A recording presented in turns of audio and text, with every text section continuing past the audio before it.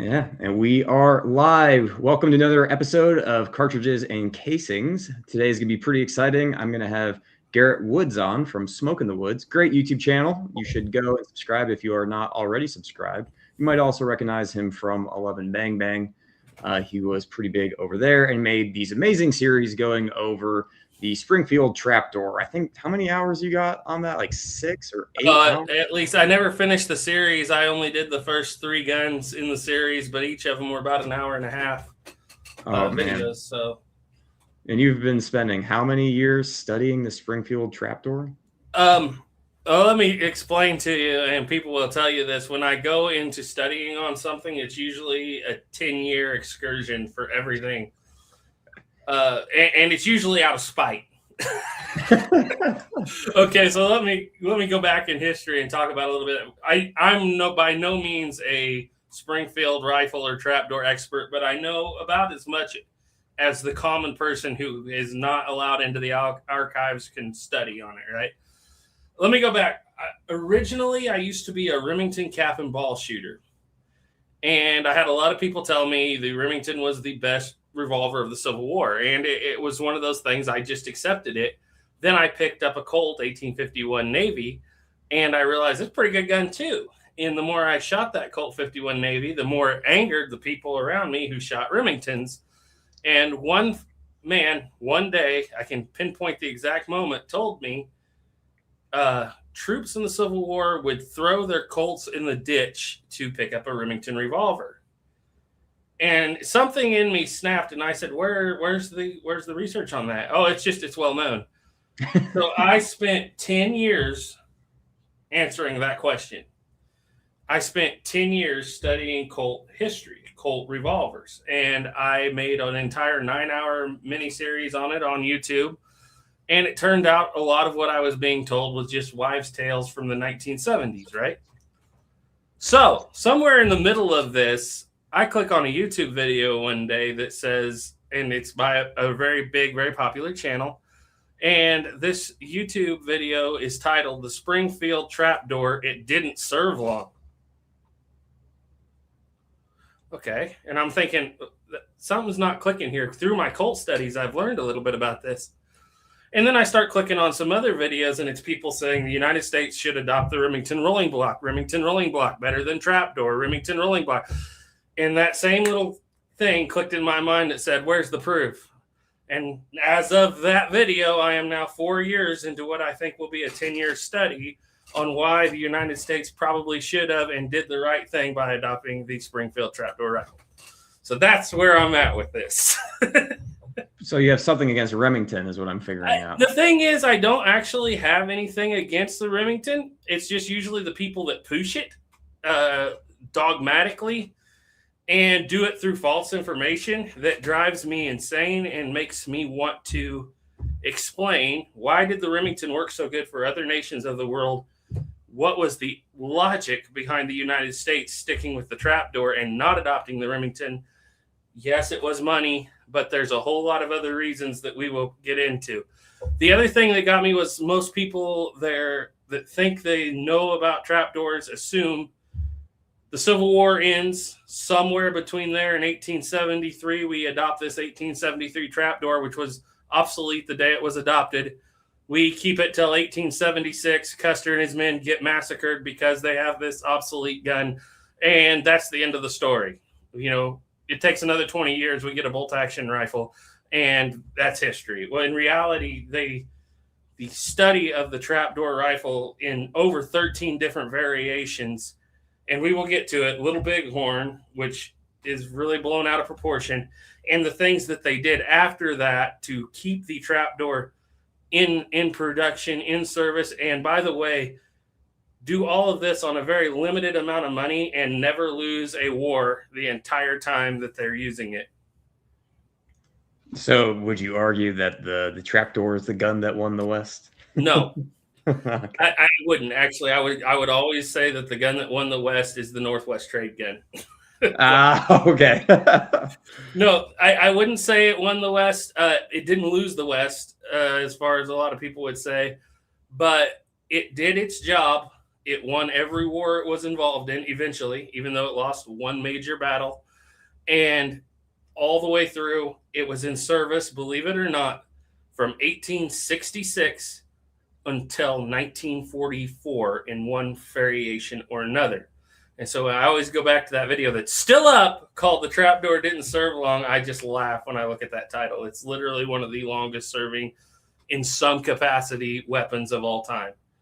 You should never have told me this. Now I'm going to find something just to troll you and then just take another decade of your life away. Oh, yeah. Yeah. Well, I'm not saying there's not another gun that served longer, because, you know, the 1903 Springfield in some variations served a very long time.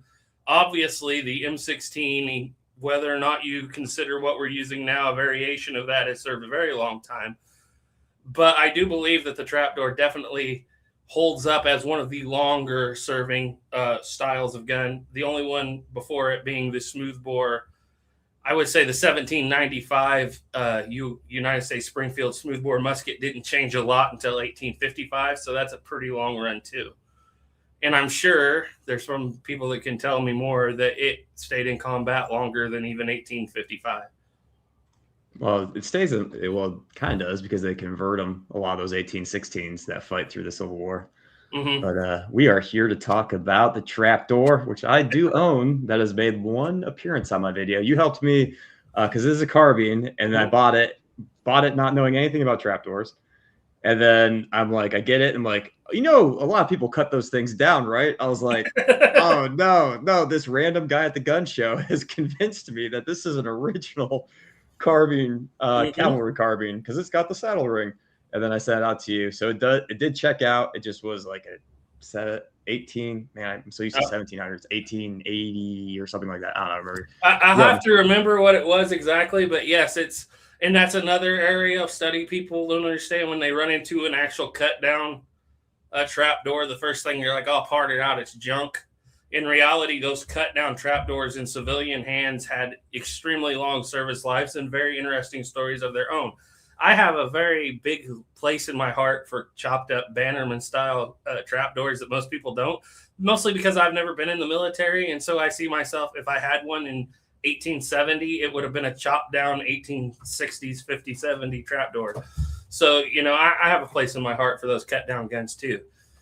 So you ready to start this story?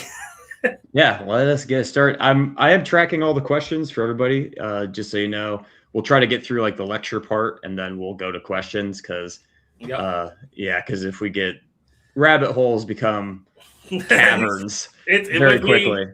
It's terrible.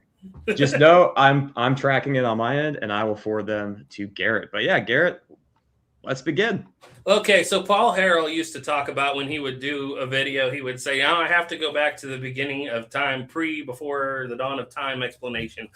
And to understand the significance of the trapdoor and why the Springfield trapdoor was such a win for the government from 1866 up until 1892, you have to understand the history. Now, this is where I'm going to lean quite a little bit here on you, because you know more about the Charleville style muskets, as I call them. I know they're not all Charlevilles, but the French musketry that set the United States in motion early in the Revolutionary War, that we would wind up copying in 1795. So here's the thing. Tell me right quick, give me a rundown. What are the models of French infantry muskets that the United States is using basically from Revolutionary War up until 1795? Which models? Man, we're using the 1763, the 66, and then, well, this is a whole argument, right? Are these actual models or are they improvements? But basically there's improvements in 68, 70, 71, 73, 74. And that's all that. And then there's the model 1777. We don't really use that. So we use those variations, and off the 68 improvement is what we make our Charleville, or the model 1795, off of. Because we have all those parts laying around. We have all those the armors have experience of repairing these French arms that were sent over. So we basically just copy the French because that's what we have experience with. Those are the guns that the soldiers have used. No reason to bring in something new. But okay, I make this argument to a lot of people. The trapdoor is a continuation of the French infantry musket with very little changes except for the lock and the length that carries on from 1795 when we start making it until 1892. A lot of the things stay the same. Now, for a lot of people, what they don't understand is at the time, the French infantry musket against the British barrel was held on by pins. It was a heavier caliber. We adopt the French style in America, which is held on by barrel bands, and usually a little lighter caliber than the British style guns. So Springfield Armory is set up along with Harper's Ferry Armory in 1795, give or take. I'm not going deep into the details on that. The big difference is Harper's Ferry is set up on water. Springfield Armory is set up around a mile away from water. So, because it's set up on an old powder storage property. Have you ever been to Springfield? I have not, so I was just wondering. I have not. I might be going there in a couple weeks, though. Okay. So what that leads to is the two armories, one in the south and one in the north. There were supposed to be more armories, but they never got them built.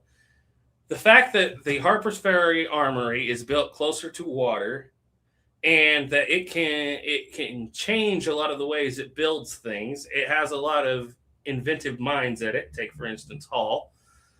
They are designed to be research and development more, whereas Springfield is designed to do one thing: build the things that Harper's Ferry comes up with. And they do that very well. They're a long way from water, so they have to build this whole system of transporting parts. They file it and mill it up. They mill it down at the water. They file and finish on the hill. And they have but they're not known for innovation at the time. Whereas you're getting the 1803 Harper's Ferry rifle, flintlock, muzzle-loading rifle from Harper's Ferry. You're getting the Hall breech-loader rifle from Harper's Ferry. The Burton bullet, which is a variation on the mini ball, is born in Harper's Ferry. Harper's Ferry does the research and development. Springfield just makes what Harper Ferry basically invents for the most part. And that would carry on up until the Civil War. Now, during the Civil War, early in the Civil War, Harper's Ferry is burned, and most of the equipment that is down there goes to the south. By the way, most of the mines, including Burton, the man who invented the bullet that we used during the Civil War on both sides, it wasn't the mini ball. It was the mini ball, a variation of the French mini ball. But we used what is actually called a Burton bullet. It's not a mini ball. And he's, by the way, went to the south. A lot of those guys go to the south. That leaves one man in the north by the name of Erskine S. Allen, who is the premier rifle development inventor type fellow for Springfield. And he's not even in charge of everything. He's just a master armorer. He's not a superintendent of the armory. And he's definitely not in charge of ordnance. So the United States government obviously has just lost their research and development plant in Harper's Ferry. Orders come through in 1861. You are to build the 1861 Springfield musket for the Civil War and its variations, which they already had two variations in mind. One they brought out in 1863, which was to use thinner barrel bands, put a clean out screw in it, lower the hammer because they weren't using a Maynard tape priming system anymore.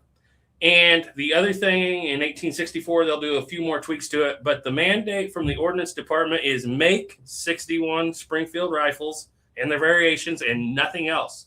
There is no funding for research and development. They have patent arms purchased, things like the Spencer carbine, the Henry rifle, things like that. Those will all be patent arms. For the most part, don't develop anything new. Don't do anything but make 61 Springfield rifles. And Erskine Allen could not help himself. In 1863, he starts development of a breech loading, basically what would be an 1861 Springfield. The idea was to take and hack the back of the barrel off right up in the receiver and build a gun. Now, this is the 66. There's one before that called the 65. And I'll find that picture. Bring up a picture of it.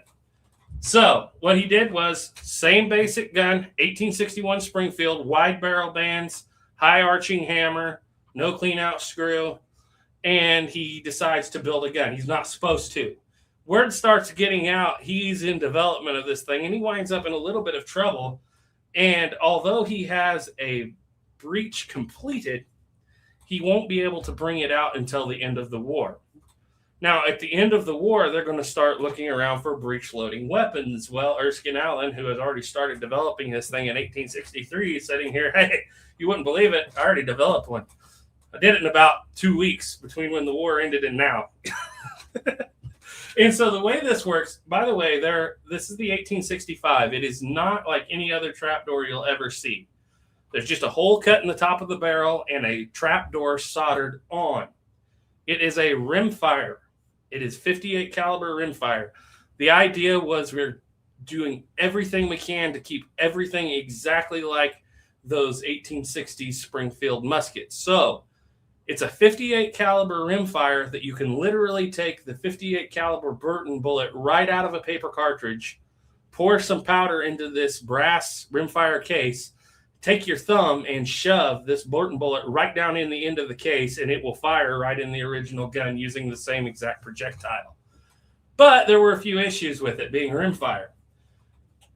I have to explain here that Erskine S. Allen, Master Armorer, was good friends with Elijah K. Root, who was the Master Armorer for Colt. And they wrote a lot of letters back and forth. And this gun, this model of 1865, also known as the first Allen conversion, is literally a Colt revolver inside. You wouldn't know it to look at it. When you think of a Colt revolver, you cock the hammer, it withdraws a bolt that comes down, the cylinder rotates into place, and then when you get to a certain place with that hammer pull, it springs that bolt back up and locks the cylinder into place. Well, it's the same principle here, even though you can't see it under all that lock work. There is a ratcheting arm that when you open the door, it starts to pull a bolt back down into place, and it also drags the cartridge out from the chamber back into the tray. And when you hit a certain place, that bolt will pop up and kick the shell out the top of the gun. Literally works just like a Colt revolver. And there are letters between Elijah K. Root and Erskine Allen discussing how Colt did it and how he would do it. The only problem is this is a rimfire. And if anybody knows Colt revolvers, they know that ever so often they get out of time. What do you think happens when your bolt gets out of time on a rimfire cartridge and hits the rim instead of the center of the cartridge to kick it out when you go to open the gun? You get an out-of-battery detonation, and that happened quite a bit with the first Allen conversion. And so they made about 5,000 of these right off the bat. The government was looking for some stopgap measure till we can do trials, adopt some kind of breech-loading weapon. This will work. It's proof of concept. Well, the trouble with it is it's so complicated. And I don't know if I sent you another picture of this one up close, but if you look up close, those are the wide barrel bands of the model 1861 that they use. Literally just an 1861 musket with a hole cut in it and a door placed on it. So the problem was me and one other man are the only two people I know who have shot these things live on YouTube. Myself and the channel called Dr. Darrell Shepard. Excellent video.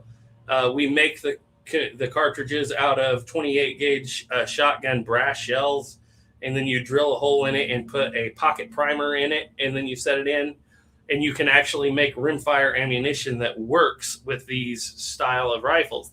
And I can tell you from experience, you're going to get a jam about every 6 shots. It's just not that good of a design. It's a proof of concept. They made about 5,000 of them before they decided this is a bad idea. It kind of works. It works enough that we're going to actually send them to our National Guard units around Washington, D.C. and say they have breech-loading rifles. And then we're just going to scrap the rest of it and forget this little experiment ever happened. So you got any questions about the 1865 or you want to move on? No, I think you covered it pretty well. So the next one is this the right 66. Picture? Yes. Okay. Okay. This is my favorite trapdoor rifle. Now, let me say the 1865 model was made from January of 1866. They started making them. They really cranked up production in the summer of 1866.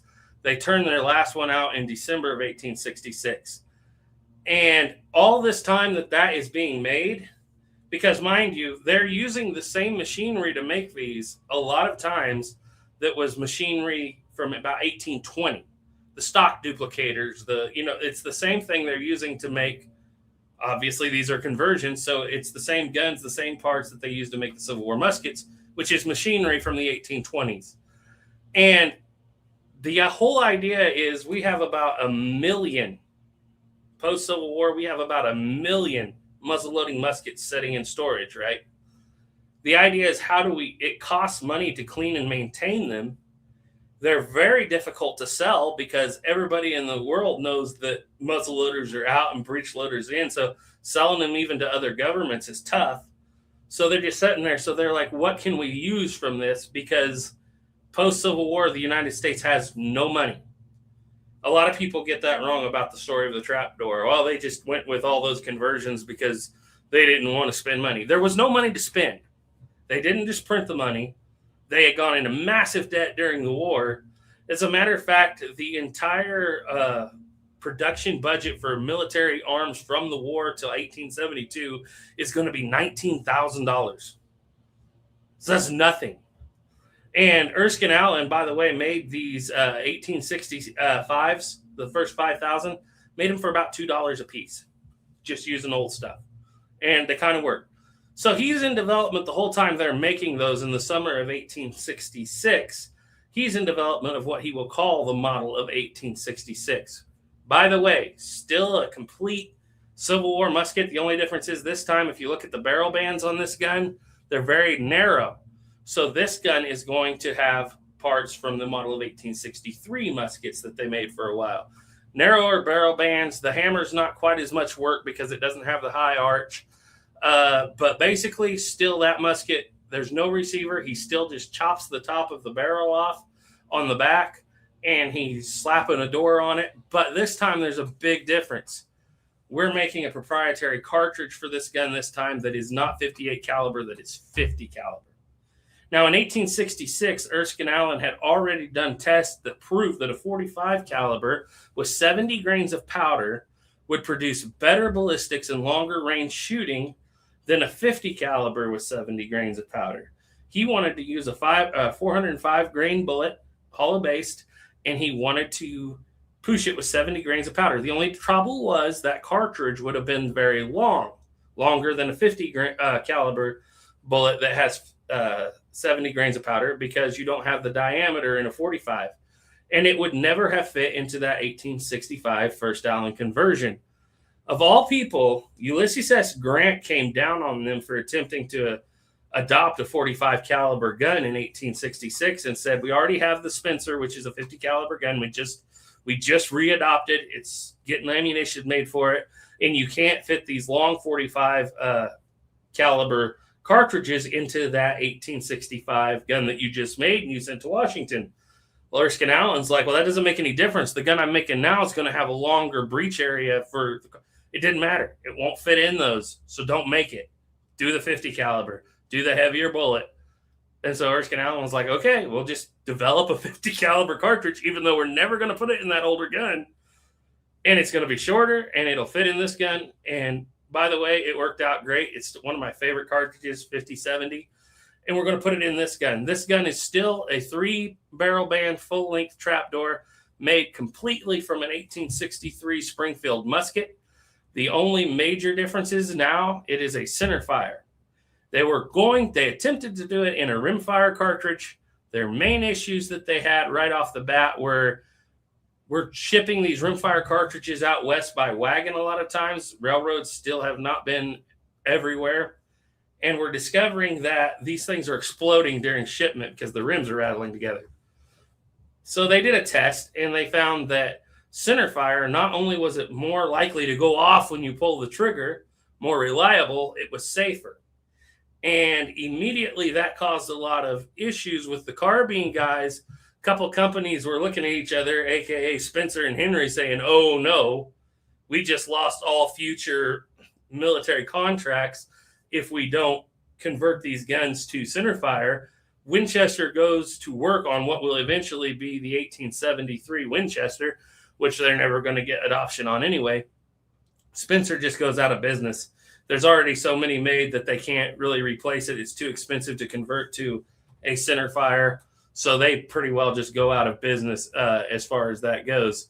Whereas Erskine Allen has brought the price from about $2 up to about $5 to convert this trapdoor. In my opinion, this is the best trapdoor. This is my favorite trapdoor, mostly because of the stories about it. Now, he's developing this all through 66, but the government starts dragging their feet on adopting it because they're like, we're not seeing a whole lot of combat. We're not even having Indian trouble. We're not having any more Confederacy trouble like we thought we were going to have right off the bat when you started making the first conversion.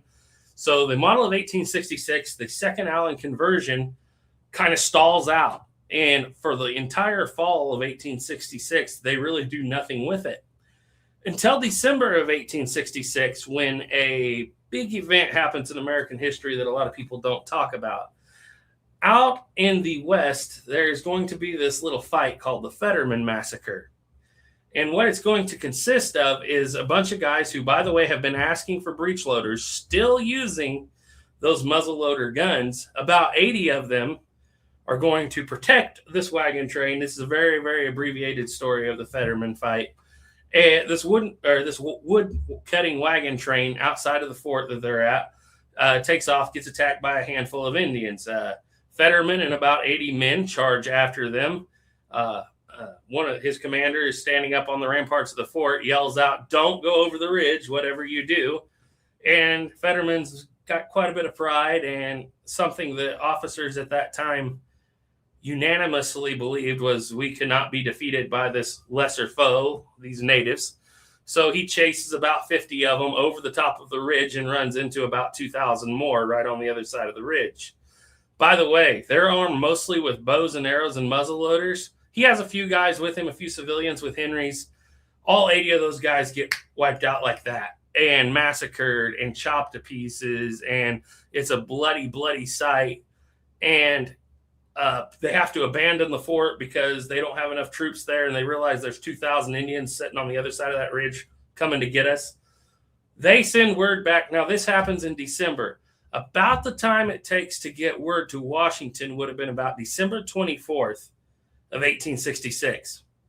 December 27th of 1866, Erskine S. Allen is standing in the Springfield Armory with a mandate: crank me out 1866 breech loading muskets as fast as you can, as long as you can. I need them in the next 3 months. And so he has his first guns turned out in January of 1867, and they are cranking because he's already developed it. He's always ahead of the game. It's very interesting. Let me see. There's a book here I want to show you. It's really hard to find. It's called Erskine S. Allen, Director of the U.S. Armory in Springfield, Massachusetts, inventor and manufacturer of the weapons of the Civil War. It's by Kevin R. Spiker. It's about a $300 book, the most I've ever paid for a book, but it's the only place this information exists. And so he starts cranking these things out, these 1866s. But he runs into this issue of Washington starts saying, well, we're going to arm the people around Washington, D.C. first. The soldiers west of the Mississippi out in Wyoming and Montana and Kansas, they're like, we want them. Send them now. So we run into this little bottleneck where the government's wanting to take them and the troops want them out west. Eventually, it's going to come down to the Ordnance Department just defying some commands from higher ups and sending them to the west. They're going to get out into the hands of the troops in late July of 1867. Now, this is providential. That's how long it takes him to get there, and he's making thousands of them, just cranking them out. And he's doing the best he can with what he's got. And I believe it's August 3rd. Let me double check that. August 3rd.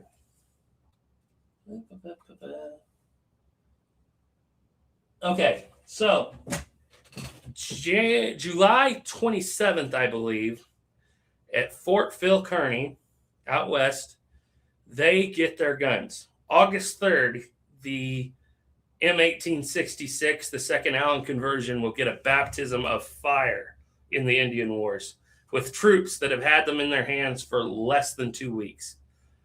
The thing that happens here is there's two fights, and a lot of people skip over the first one. It's called the Hayfield fight.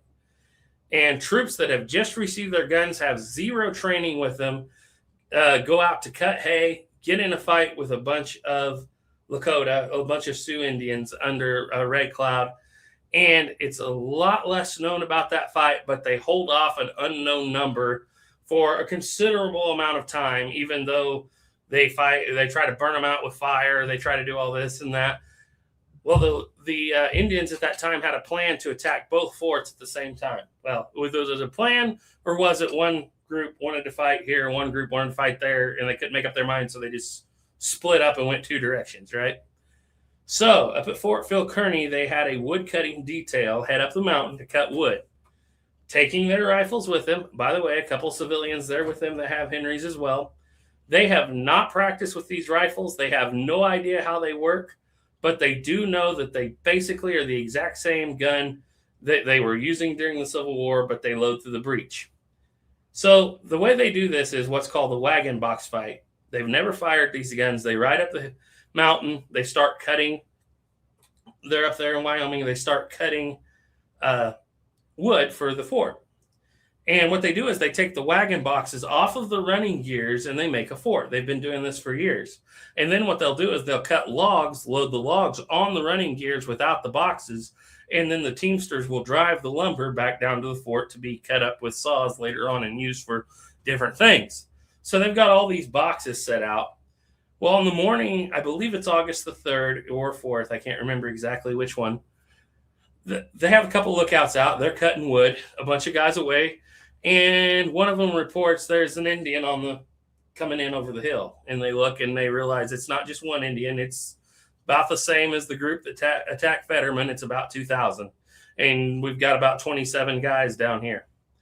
And one of the men who is an excellent shot, for the first time he's ever pulled the trigger, throws his 1866 to his shoulder, and at 700 yards shoots the horse out from under the leading warrior. Now, the gun is set up with two leaf sights, one for 300 yards and one for 700 yards in your base battle sight that's supposed to be 100 yards but shoots a little high. Well, the natives are like, well, they got lucky with that one because they have no idea what just happened at the hayfield fight. They come up with the plan that they've always come up with is we're going to wipe as many people on the outskirts out as we can. They're going to form up. There's only 20 of them or so. They're going to fire. When that fire takes place, we are going to charge in, go hand to hand because they'll have empty guns. We'll go hand to hand and we will just wipe them out. That's how they've done it multiple times before. It's how they did it with Fetterman. There are accounts of the guys sitting down there in those wagon boxes. 3 of them got killed before they got there. They got down in those wagon boxes in this circle like a fort.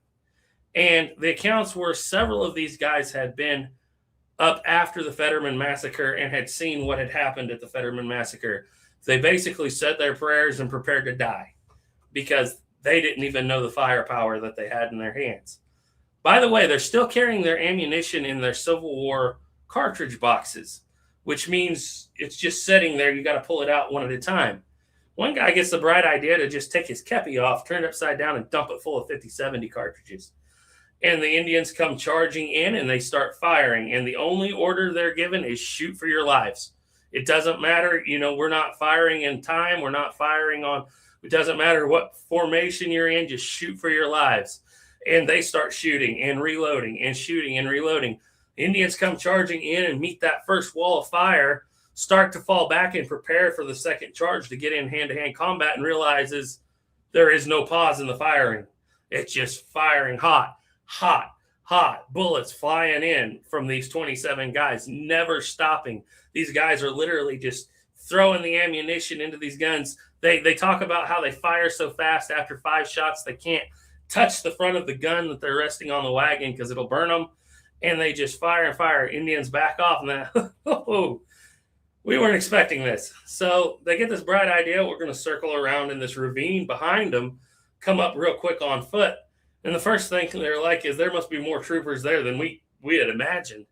So they circle around, they come up on foot, and they attempt to attack them again a second time from the back on foot and just get mowed down. Absolute super high rate of fire from these what are basically buffalo rifle cartridges, just absolutely mowing them down. So they form up one more time. We're going to make a cavalry charge. Well, the officers in charge around the wagon box determine that the tents they've set up are causing cover. So the race is on. The natives are charging in toward these tents. And some of the soldiers get up from the wagon boxes, run out to tear those tents down. under the cover of fire from their friends. They get the tents tore down, they get back to the wagon boxes, and they continuously pour fire and withhold these charges. And Red Cloud, all these other natives, they started out with 2,000 some guys. Nobody knows for sure how many were killed. Well over 200 probably natives were killed in this. And so he just decides to sit back and, let them starve out. Well, about this time, toward the end of the day, the other troops from the fort show up with a mountain howitzer, one blast from that gun, and the natives decide this isn't worth it. This is not our day. They don't even recover a lot of their dead. They take off. That was the baptism of fire of the Allen conversion, the model of 1866, which, by the way, never jammed once in that whole conflict of anything I've ever read. Held itself up well and saved the lives of 20-plus soldiers and troopers on the ground. Now, the question is, how much of that story is true? Because it's told, obviously, from the American side. Well, I've talked to my friend Sheldon Blunthorn a lot of times, and he says if you listen to the native side, they basically charged down and fought a little bit, realized we can't win, so they left. And if you ask Red Cloud about the fight, he would have told you he doesn't remember that fight ever happening at all. So it's all a matter of perspective. But in my opinion, the trapdoor rifle on that day, the men equipped with it showed a great fight, proving that the trapdoor rifle was not obsolete the day it was adopted, and it presented itself well in combat. I'm going to take a break here and get a drink. Well, you can make the point for Red Cloud that if the battle had ended like the Fetterman fight, then we all would have had no questions of how this ended. Exactly. Always, what fight? Well, I don't remember this happening. It's fine. I don't remember it happening at all. I wasn't even there. I was in charge. I had left my 2IC. All right. And then it's one of those things. If you listen to the reports of the time, the Americans killed or wounded over 1,000 native troops or warriors. The real number is probably like 150 to 200, something like that. And if you talk to the natives, it's more like 12 or 15. So, it's somewhere in there. It seems like the Americans always have this great accounting of people killed in battles, whether it be adobe walls or anything else. And it always is in the thousands. So, but it makes for a good story. It sure does. And sometimes the stories are worth half the fight. So that we're going on to the 1868. Yeah, we will go on to the 1868. So, is this a real 1868, Garrett? That is a real 1868s are easy to find. Real 1870s are hard to find. 70s. Okay. Okay. So, Erskine Allen, it's great publicity for the trapdoor rifle and his second model conversion. And he is ready to move on because the one thing you're going to learn about Erskine Allen is he never sits on his hands.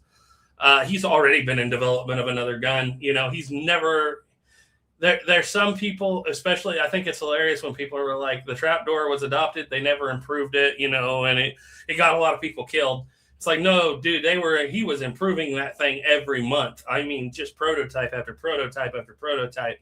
By the way, he got a patent for this gun in 1866, and the government was really iffy at that point on buying more patented firearms unless they owned the patent themselves, because they had given a lot of money in the Civil War to people like Colt and Sharps. Henry, take for instance the Henry rifle. They were paying $40 to $50 a piece for those during the war. And Remington rolling blocks, they bought the split breech rimfire rolling blocks during the war. They paid a lot for those.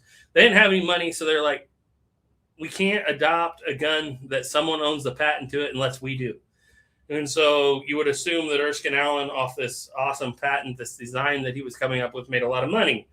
Well, he sold it to them for $1 because he knew he wanted to work. His whole life's goal was to work on his invention, his development, move it on. If that meant that he lost money and lived in government housing on the location at Springfield Armory for the rest of his life, he was perfectly happy to do that, providing he got to work on his own guns, right? Basically the greatest government employee ever.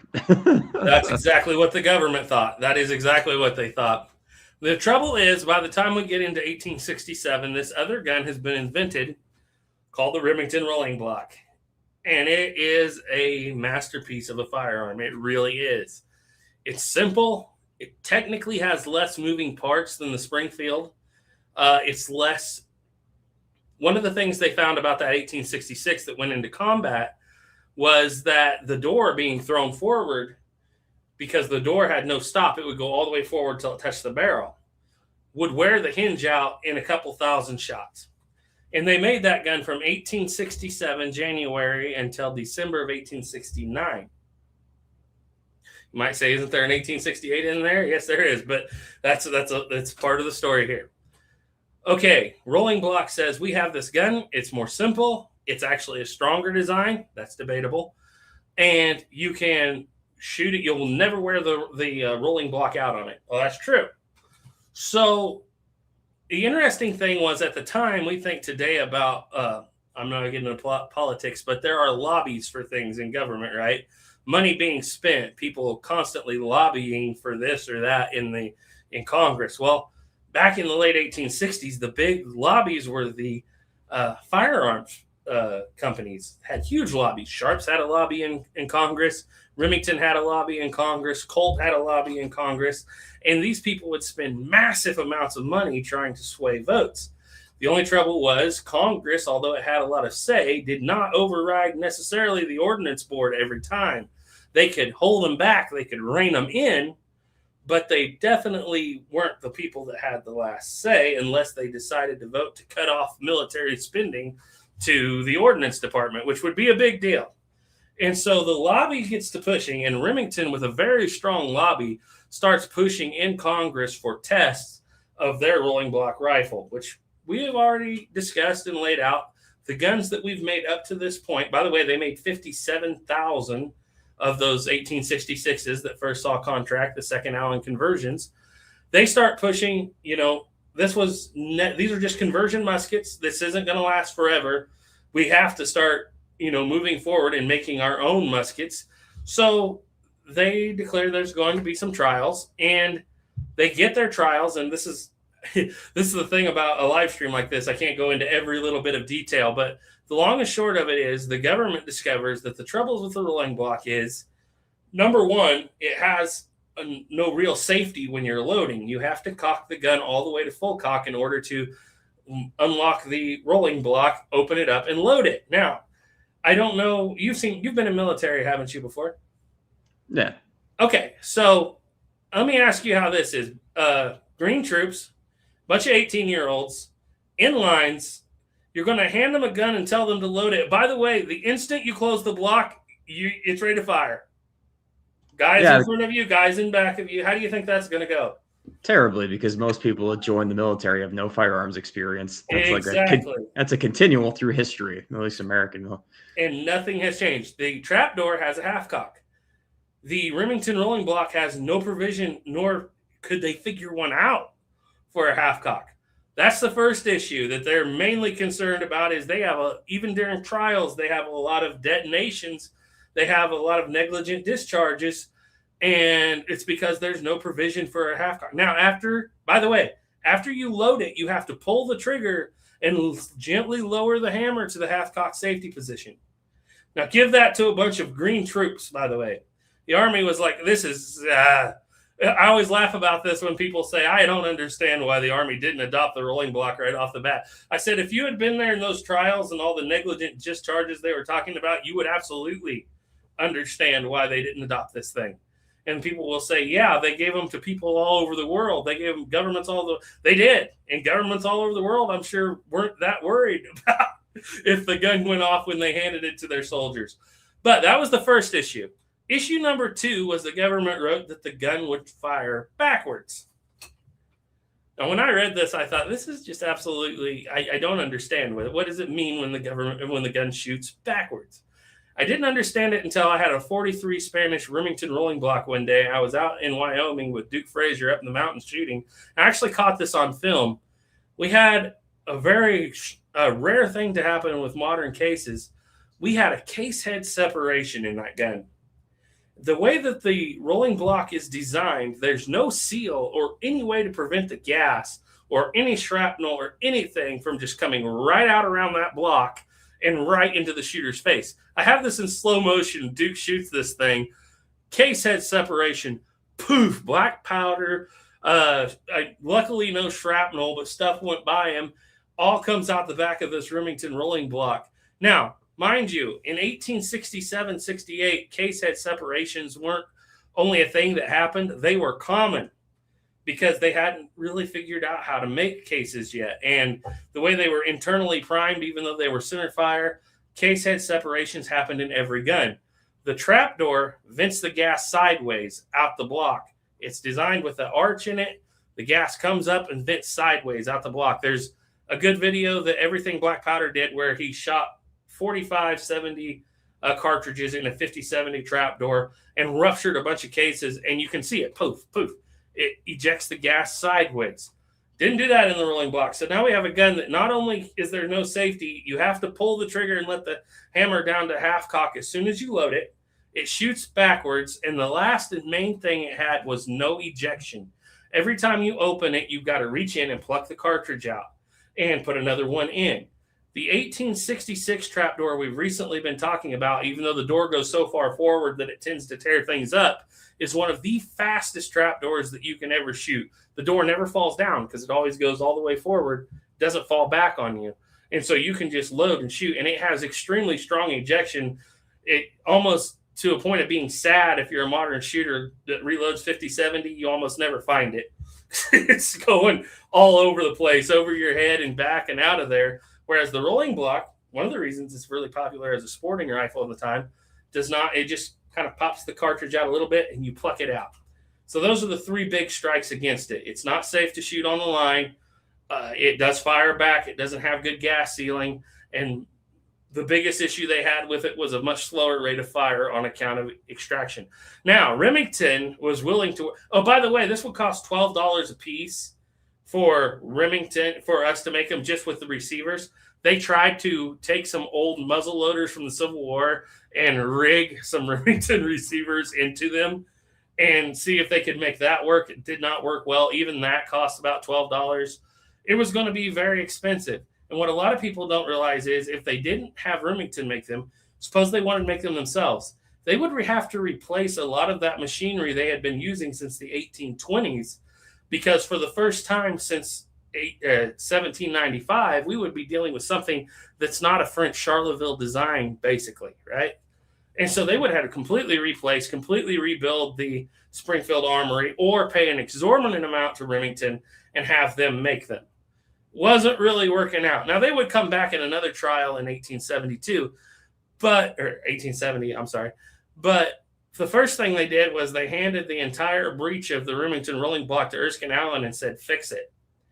And he came up with what they called the Springfield model of 1870 Remington, I believe they call it, or 71. I can't remember. It's not really in my line of study.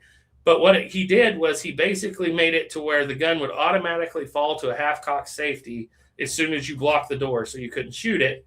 And he gave it a form of extraction.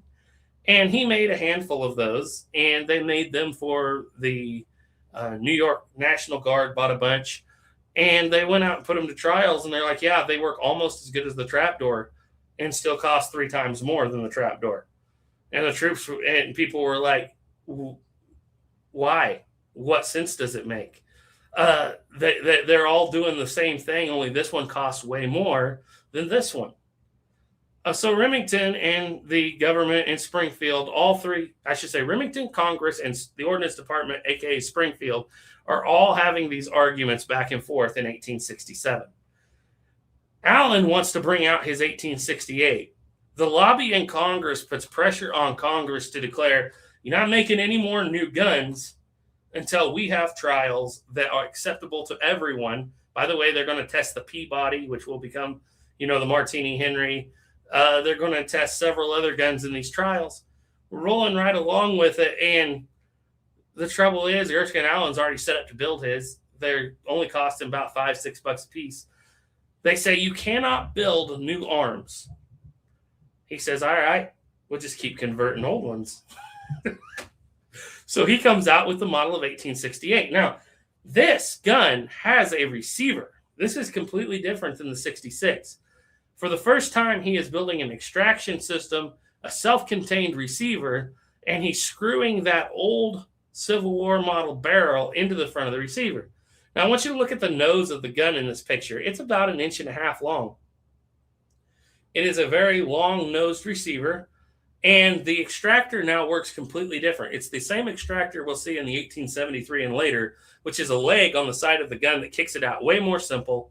We're not having to cut these holes that they consider weak into the gun anymore. We're just cut the barrel off, and we're going to thread it in there. By the way, this fellow named Sherman, who likes to march a lot, has determined that the 3-band musket of the Civil War is too long for troops on long, hard marches. And if there's anybody that knows about long, hard marches, it's Sherman. So he puts in a request that they shorten the guns down to 2 bands. So now we're going down from a full Civil War infantry musket down to about 32 and a little give or take, depending on the model, inches, between 32 and a half, 32 and 5/8 inches long. And he's taking, a little over a foot off the gun, which means the soldier can carry more. The troopers are lighter armed. It's quicker to get into combat. And Erskine Allen's like, okay, what we've been doing up to this point is taking those 58 caliber Civil War muskets, drilling them out and putting a 50 caliber liner in them. And it was a good idea to start out with, but they found out pretty quick right on, it's actually simpler and cheaper to make a whole new barrel than it is to line the barrel of these old Civil War muskets down to 50 caliber. So Erskine Allen's like, this is no big deal.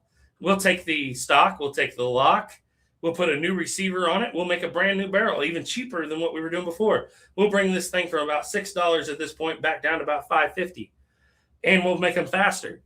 And so he starts doing that. He starts cranking out these barrels, and they're screwed into this long nose. And the first thing he notices is we don't need that long nose anymore because it's kind of there in case we have to line the barrels. There's not a lot of room between the threads and the barrel liner. It gets pretty thin in there. So to fix that, they put this long nose on the gun. But he's like, we don't even need the long nose. I'm just making new barrels. Well, that gets back to Congress, and they said, So you have a new receiver, a new barrel. Sometimes you're making new stocks. Basically, all you can promise us you're still using from these guns, not even the hammers, are the lock plates and the triggers and the trigger guards and the bands. No, Congress was like, we got a Remington lobby. They're pushing really hard. No new guns can be made. And so they fight over this for about a year. This thing, they made about 1,000 of them with new barrels. And Erskine Allen was like, we need to keep arming the troops, And they're like, we're setting up these trials. You cannot make new guns. Da, da, da, da. They fight over it for a year. Finally, Erskine Allen's like, okay, here's what we'll do. We'll screw in some more of those 50 caliber line barrels for a while. And eventually it's going to get to where the superintendent of the ordnance board just says phooey on it. Make the new barrels. Make the guns. I'll take the hit from Congress. He gets reprimanded by Congress. He says, forget all of this stupidity of lining these barrels. It's costed more money just so that this lobby will be happy and we'll get to these trials. He said, just put the barrels in it, and they make 40,000 more of these things with new barrels, and they get in a lot of heat with Congress over it. And Congress will eventually come back and not only reprimand the superintendent, they will punish them by cutting all their finances. They are so picky about this. They completely cut the finances of Springfield Armory for the year of 1868 and 69. And it gets to the point where, to prove a point, the superintendent of Springfield Armory, when people are asking for arms, in 1869 and 70, issues smoothbore flintlock muskets. And people are, what is going on? And he just says, they won't give me any money. What else am I to do? And it becomes this huge war. By the way, Erskine Allen's still developing a new gun. The 1868 will go, like I said, we're making them. Okay, what are we going to do? Well, we got to get rid of we want to keep making these guns. We got about 57,000 1866s on the market. We don't, Erskine Allen wants to put out this new gun anyway. There's not a whole lot of need for it. Congress is fighting them. We still have like 1 million of muzzle-loading Springfields in stock. What are we going to do with it? Well, the luckiest thing that ever happened to American firearms development happened in the Franco-Prussian War. All of a sudden, France is looking for guns, any guns, all guns. As a matter of fact, they say, you got muzzle loaders? We'll buy 1 million of them for a lot of money. Oh, and by the way, Erskine Allen says all those 66s we have in service, send them back to be repaired. Start rotating them. So they start sending the 66s back in, the bull battle horse of the wagon box fight. And as they're sending them back in, they're marking them up.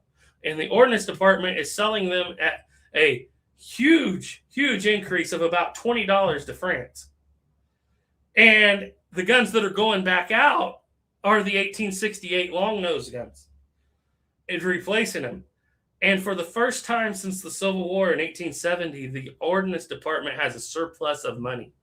They sell everything they can sell except the bayonets. They don't sell the bayonets off those old muzzle loaders. They keep a lot of spare parts like barrel bands, trigger guards, or whatever that was already laying around, not on guns. They send all the muzzle loaders and half of the 1866s that they just made to France. By the way, by the time those 66s get there, the war will be over. They'll be setting in in French ports. They will get sold as surplus all over the world. Vast majority of them end up in South America, and that's why they're not the most common gun to find here today. Only about 25,000 of them were left in U.S. troops' hands. So we played this little trickery game to get Erskine Allen's next gun out there because he thought it was honestly a better gun, and it was. And so in 1869, they'll just start cranking these things out and sending them all over the place. And the 66 really comes to its end about 1870.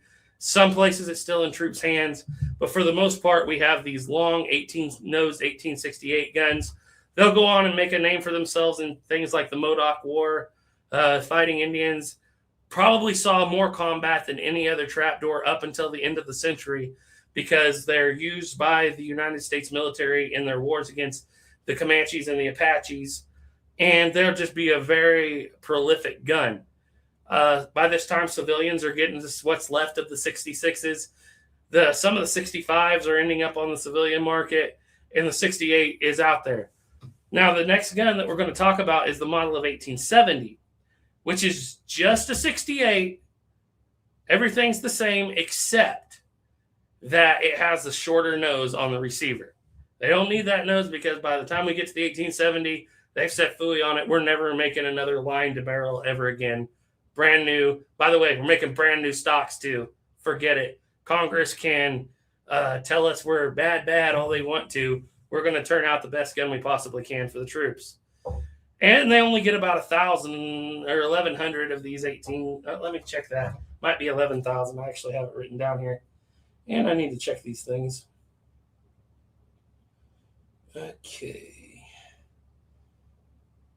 Okay, so they made 11,531 of these guns from 1870 to 1872.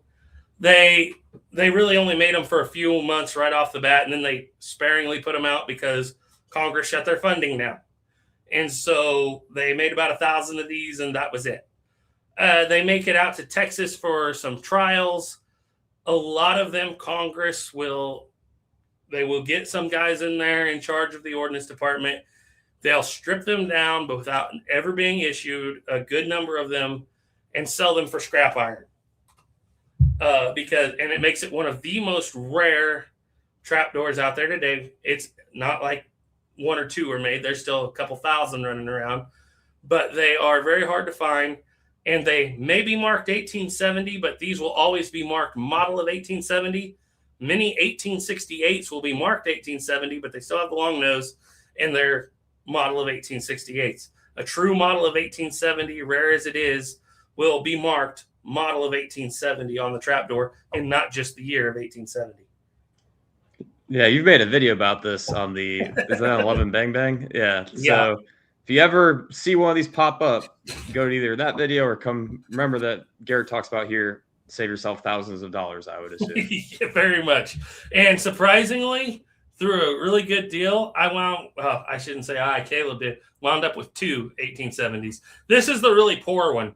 This one has a completely messed up front end. The sight's tipped up, but the other one was at Caleb's house and I couldn't get it. But we actually wound up with two of them for a pretty good deal, and I was surprised. Okay, we're going to keep rolling here because we got to get through this story.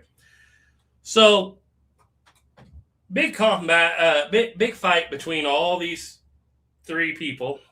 They're going to get their guys in charge of the Ordnance Department. Congress is.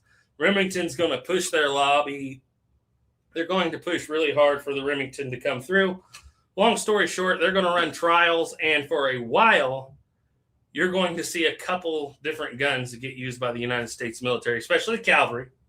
By the way, I want to go back and point out they tried to make 8 cavalry carbines of the 1868.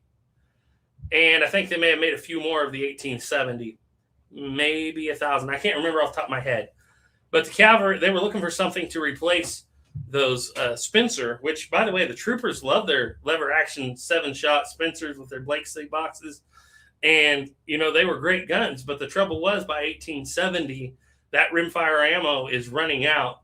Spencer is no longer really a thing. And so parts are, you're unable to get them.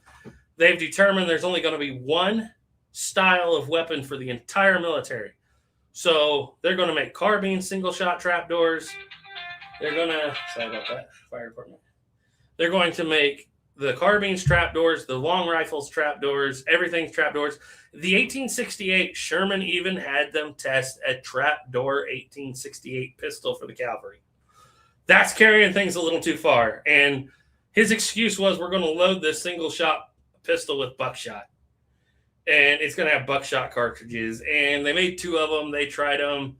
They're like, we have been using 51 Navies, 60 Armies, and Remingtons for years. We are not going back to a single-shot cavalry pistol. And they're like, okay, we tried to do a pistol, but we didn't get it done.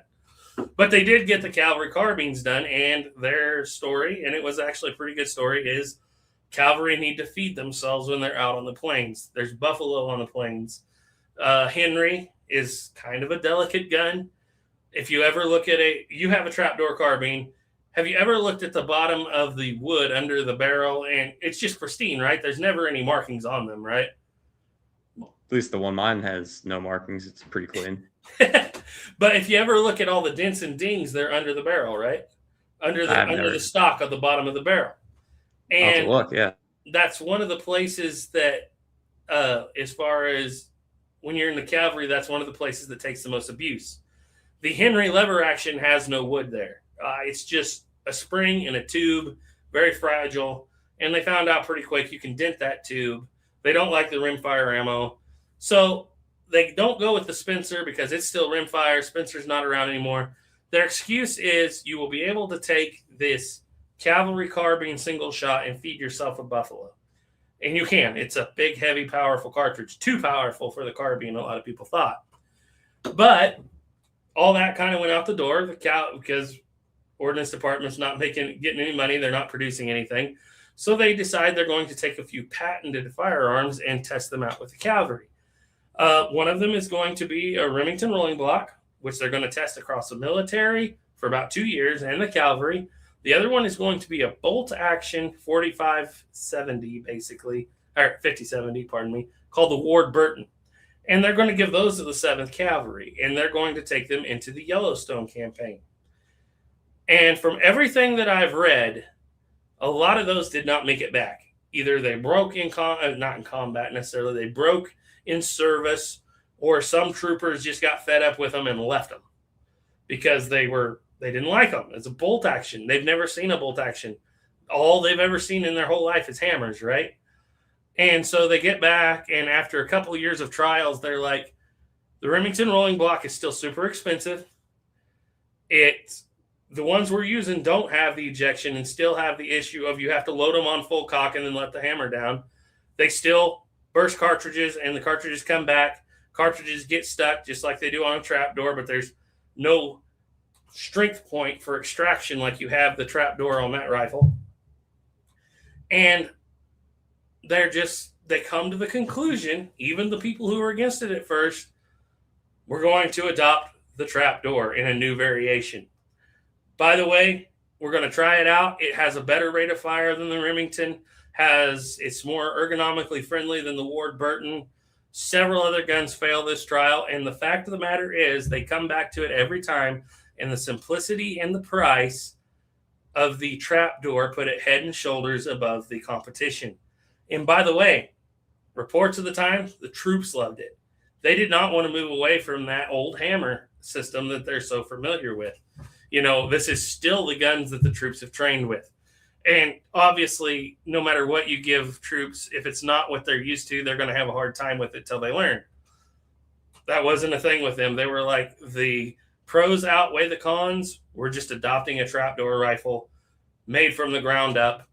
And by the way, nobody's going to give you a fit this time if you decide to make it in 45 caliber and not 50.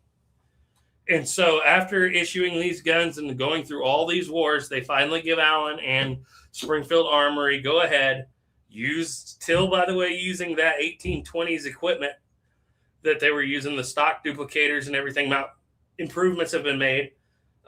They've made them bigger. They make more, but they haven't made anything like they're making in the Civil War. We're still making 50,000 every 4 or 5 years max. And so they're just using that equipment. They're getting along frugally. They're getting along without spending a lot of money. At one point, the question was brought up to them, why don't you, during this whole adopt the rolling block?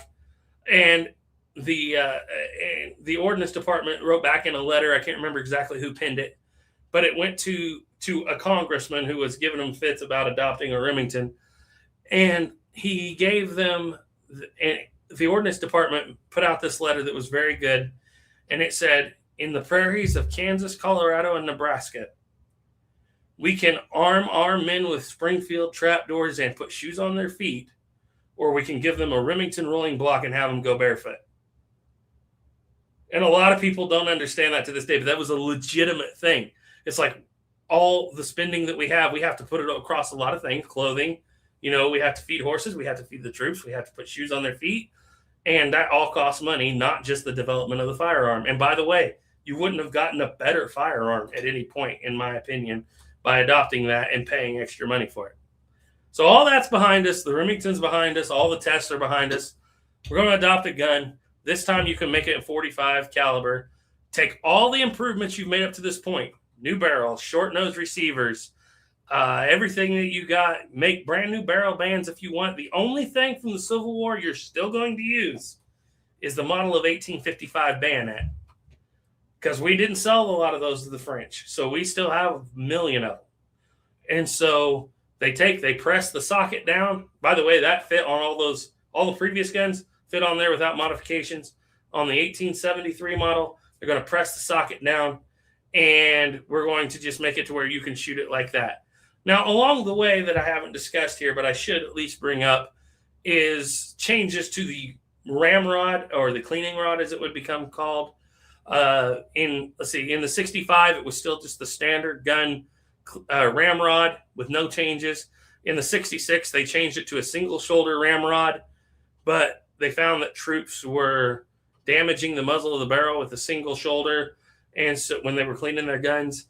And so in the 68, they changed it to a dual shoulder ramrod.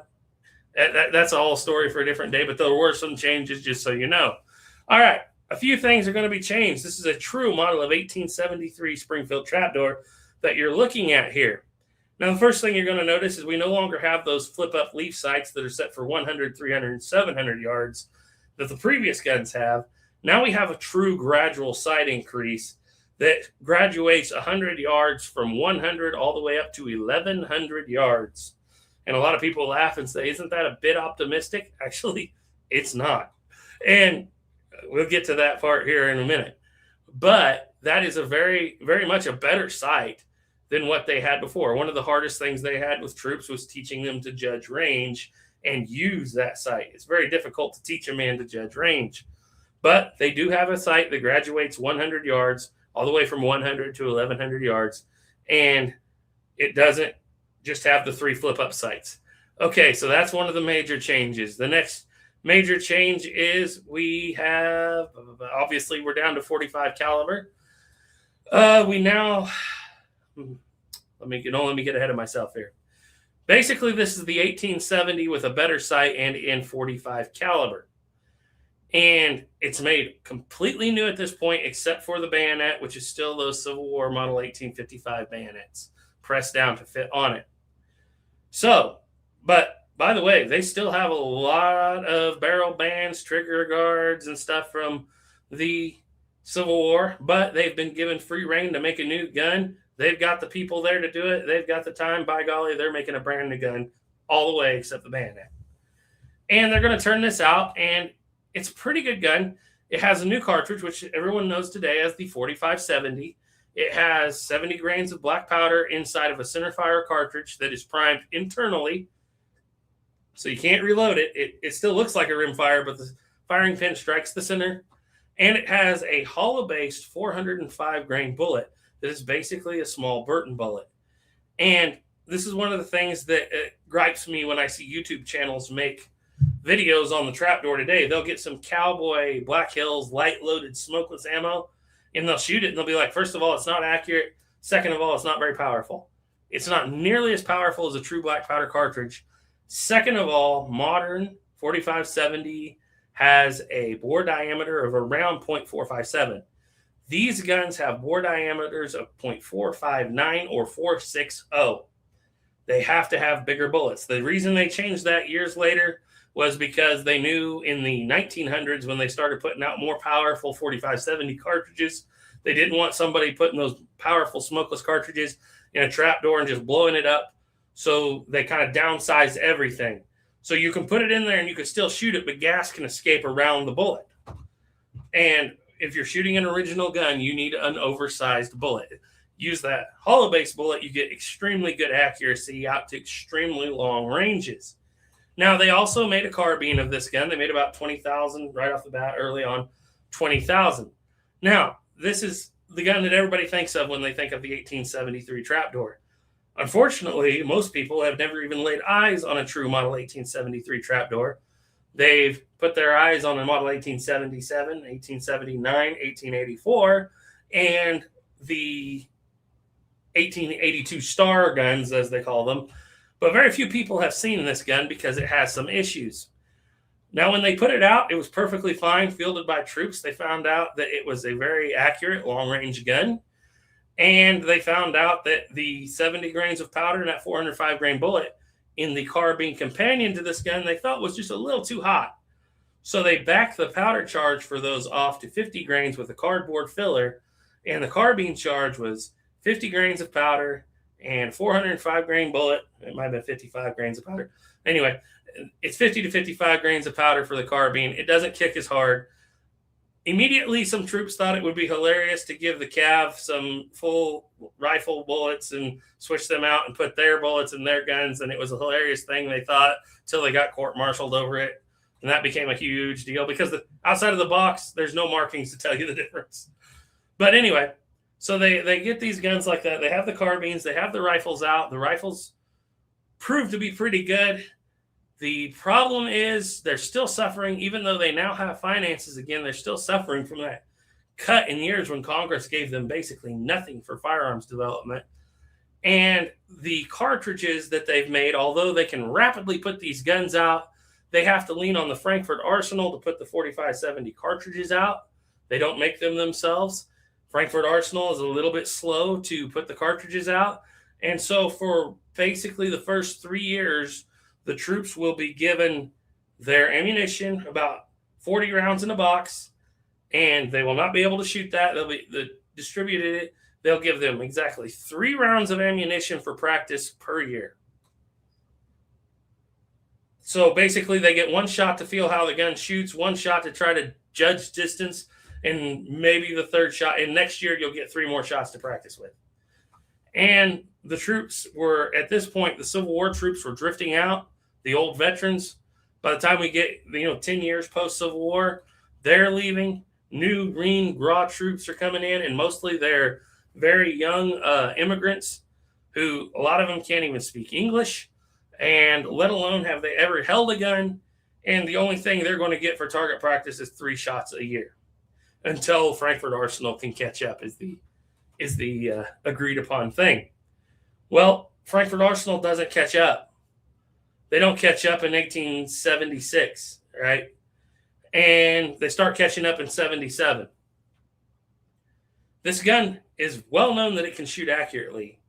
The troops have no practice with it. And they're not doing a whole lot of combat with it from when they start shipping it out. They're slowly replacing those 50 caliber guns. They're going to start getting them. A lot of troops will start seeing them, not in 73, because once again, they don't start really coming out till 74. A lot of troops won't see them. They'll start in the East. They'll start arming. Western troops won't see them till 75, 76. They have no idea how to shoot them. There's no real good training regimen in. And they're going to give these carbines to the cavalry, take away their Spencers. They're out of ammo for the Spencers at this point. Custer is going to go on his little adventure where he is going to take a bunch of raw troops. And this is a very important part of the story of the Springfield Trapdoor, because this is the hinge that everybody puts on. This was a bad rifle. This was a bad idea.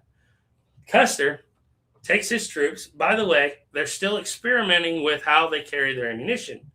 They're kind of doing away with that old style cartridge box, and they're trying to get to a cartridge belt. A lot of cavalry troopers are permitted to buy civilian-made cartridge belts out of leather. They're going to fill them with all the cartridges that they're allowed to have, and they're going to carry those cartridges out exposed in the weather, in that leather, all the way up to the Little Bighorn. Well, weeks and weeks and weeks, and they've had them in there even before that, for a year, maybe more. The cartridges start to turn green and corrode. Obviously, there is a big issue, the same issue we had with Fetterman.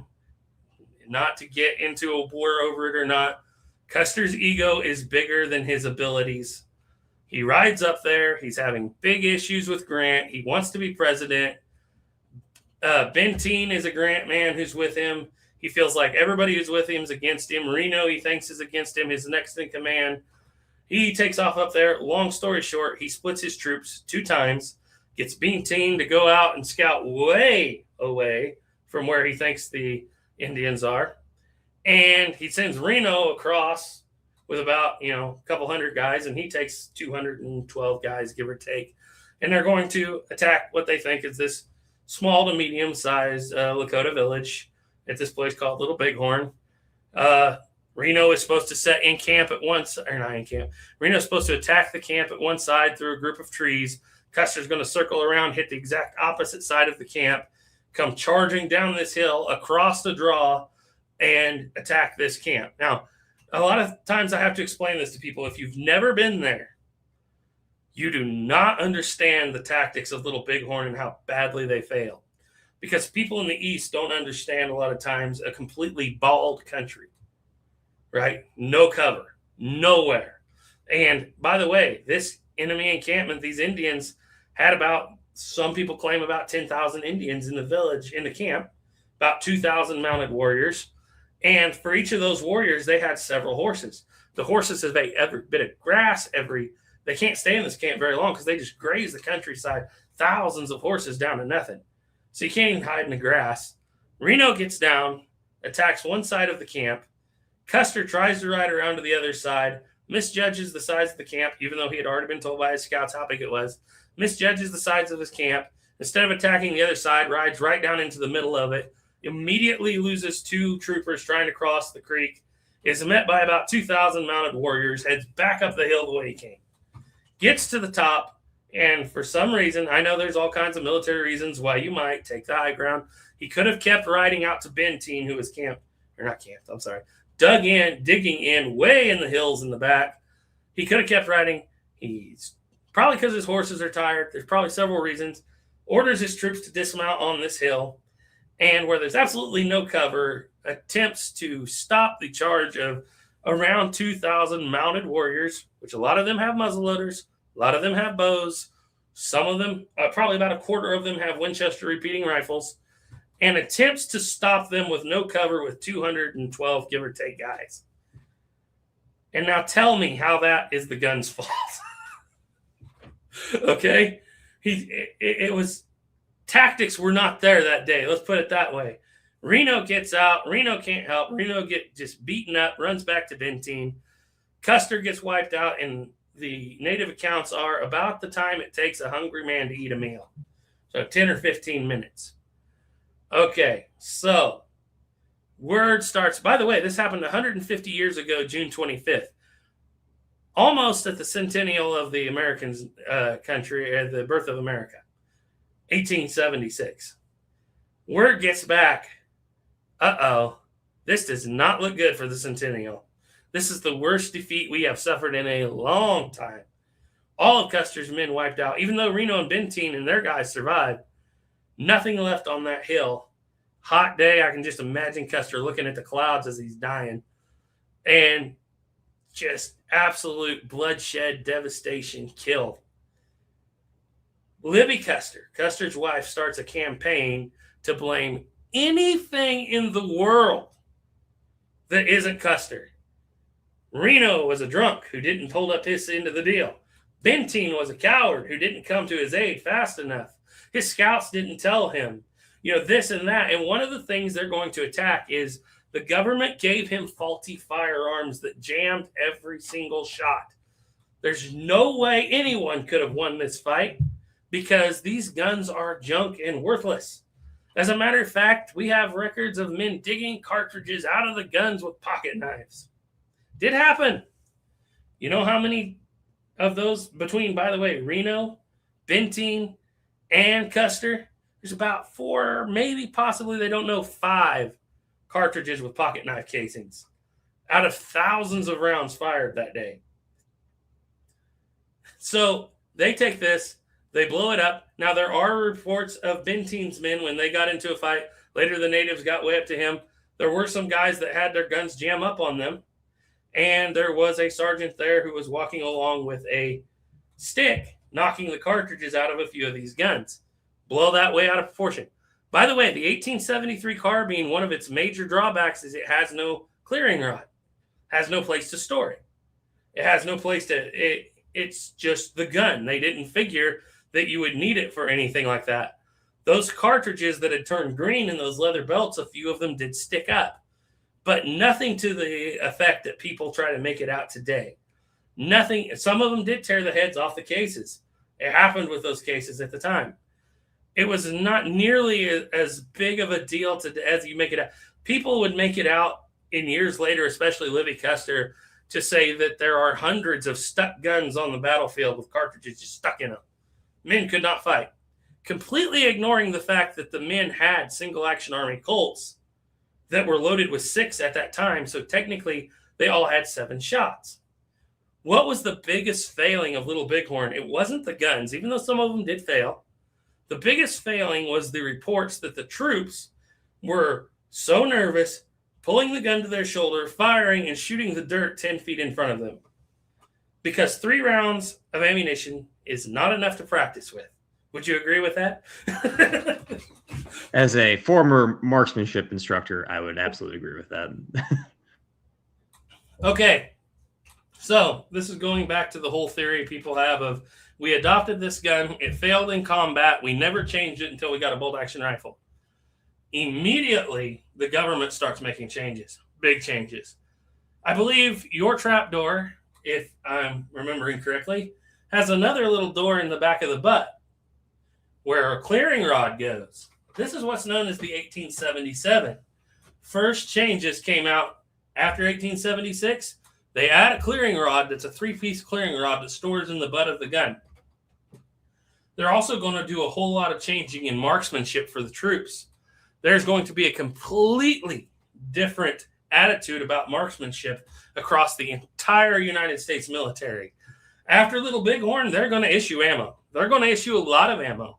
And troops will need to hit a man-sized target at 600 yards at least once out of 6 shots before they can even go into battle. Troops are going to be trained. There will be drilling. There's going to be a completely different atmosphere about ammunition. There's going to be a completely different focus on marksmanship, because that's all the reports the government took back from Little Bighorn was poor marksmanship, poor marksmanship. The government's not even going to change the copper cartridges that were sticking in the guns until the 1890s because they found it just not a major issue. One other thing that they're going to change is that clearing rod is going to get a shell extractor put on it. So if you do tear the case head off of a shell, there's a tool you can put down in there, ram it down, and knock the cartridge case out. So they're looking at that. First thing they do is we're going to improve marksmanship. As a fellow, as he goes by the name of Shot Shula, will tell you, they got so adamant about this that they started at Frankfurt Arsenal forcing them to record the humidity of the room when they loaded the cartridges. Because at this humidity, we're going to start dropping feet per second at this range, and you might not be able to hit your target. We are going to start getting marksmanship teams. We're going to start competing against Britain. We're going to do all kinds of things with the Springfield Trapdoor. By the way, in 1877, that stair-step sight that you're looking at there, that is going to become what I call the roller coaster sight. And it is going to go from 100-yard increments to 25-yard increments up to 1,100 yards. And by the way, they're going to test this thing, and 1,100 yards is not just optimistic.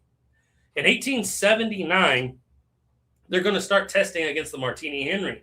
They're going to take their 45-70 with a 405 grain bullet, and they're going to cheat just a little bit because they're going to make a special rifle that they call the 45-80. Holds an extra 10 grains of powder.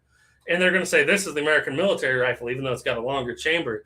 They're going to take that 405 grain bullet, and they're going to take both their 70 grain charge and their 80 grain charge, and they're going to put it into a shooting trial against the Martini Henry. The Martini Henry will spank the Trapdoor for the whole first part of 1878 and 1879. The Trapdoor does perfectly good out to about 1,500 yards. They extend it past what the rifle is supposed to shoot, and then it starts falling off, and the Martini Henry holds at 1,500 yards, no matter what they do. They do a little better with the 80 grain charge, but they sit down and they come up with, this is a very short variation of the story, by the way. They sit down and they come up with the 500 grain long bullet. It is no longer a hollow-based 405 grain bullet. It is a very, very expertly designed with great sectional density. It flies in the air perfectly. This big extra 100 grain, 500 grain bullet, and they're going to put it in their cartridges, both 70 and 80 grains. And they're going to put it up against the Martini Henry. It holds its own against the Martini Henry out to 2,500 yards. At 2,500 yards, shooting at Sandy Hook test site in 1879, they're shooting off a hill. They set up a target that takes the term, can you hit the broadside of a barn, literally. The target is 40 feet wide by 20 feet tall, the size of a barn, and with a 6-foot bullseye in the middle of it. All right, start shooting, and we're going to move it back. They shoot it at 1,000 yards. Both guns perform the same. They shoot it at 1,500 yards. They find the Martini Henry starting to fall off a little bit. They're consistently hitting it with this 500 grain bullet in the Trapdoor rifle. All right, move it out to 2,500 yards. Hit it consistently 6 times in a row with a Trapdoor rifle. Cannot hit it with a Martini Henry. But they are determined to move this gun out to where it should, what they think they can do. So they make the man shooting the Martini Henry shoot 80 shots until he lands one on the gun at, I believe it's 2,500 yards. Farthest you can see this thing is 3,200 yards. They make a special sight for the Trapdoor. They make a special sight for the Martini Henry. They start shooting. They quickly find out that about 3,000 yards, the Martini Henry, you cannot elevate it and gain more distance. It's coming in straight down with a 480 grain bullet. The more they elevate it, the shorter the distance gets. They literally can't get past 3,000 yards. 3,200 yards. They take their 80 grain cheating cartridge, their 500 grain bullet, they stack it up there, and not only do they hit the target consistently, they are able to land bullets 300 yards behind the target. The government takes one look at this and says, we don't necessarily have changed the rifling. They tested some rifling changes, didn't make that big a difference. They said, we're going to take this 70 grain cartridge with a 500 grain bullet. Most people call it the model of 1882 cartridge today. we're going to start developing a gun around this cartridge that we can use to its full potential. So in 1882 and 1883, with all these reports on this 500 grain bullet, they actually start in about 1880, making advances in the rifle, the model of 1873, which can be, there's also with the 2 sight changes, they call it the model of 18. This is like you were saying earlier, we can call it the variation of 1877 and the variation of 1879, where they change the sights again just to add a little more distance, but it's still the same 25-yard increment sight. And they find out rather quickly that 500 grain bullet, the 1873 original Trapdoor, although 90% of the time it can handle it, they are popping the doors open ever so often. So can you pull up that picture of what I call the 1873 high arch? Yep, I'll get that. Okay, so in 1877, they start knowing they're going to be working towards this 500 grain bullet. They start doing that right there. This is the 1877 low arch. It's a wider door. It's got more meat in it. It can't build gas up even if it has a leak in that high arch. That's what was happening. Gas would build up in the high arch under the door of the original 1873. I should have sent you a picture that said 1873 high arch. Yeah, there it is. This is the original 1873. See this very high arch in it. Gas pressure builds up there that is supposed to bleed out the side.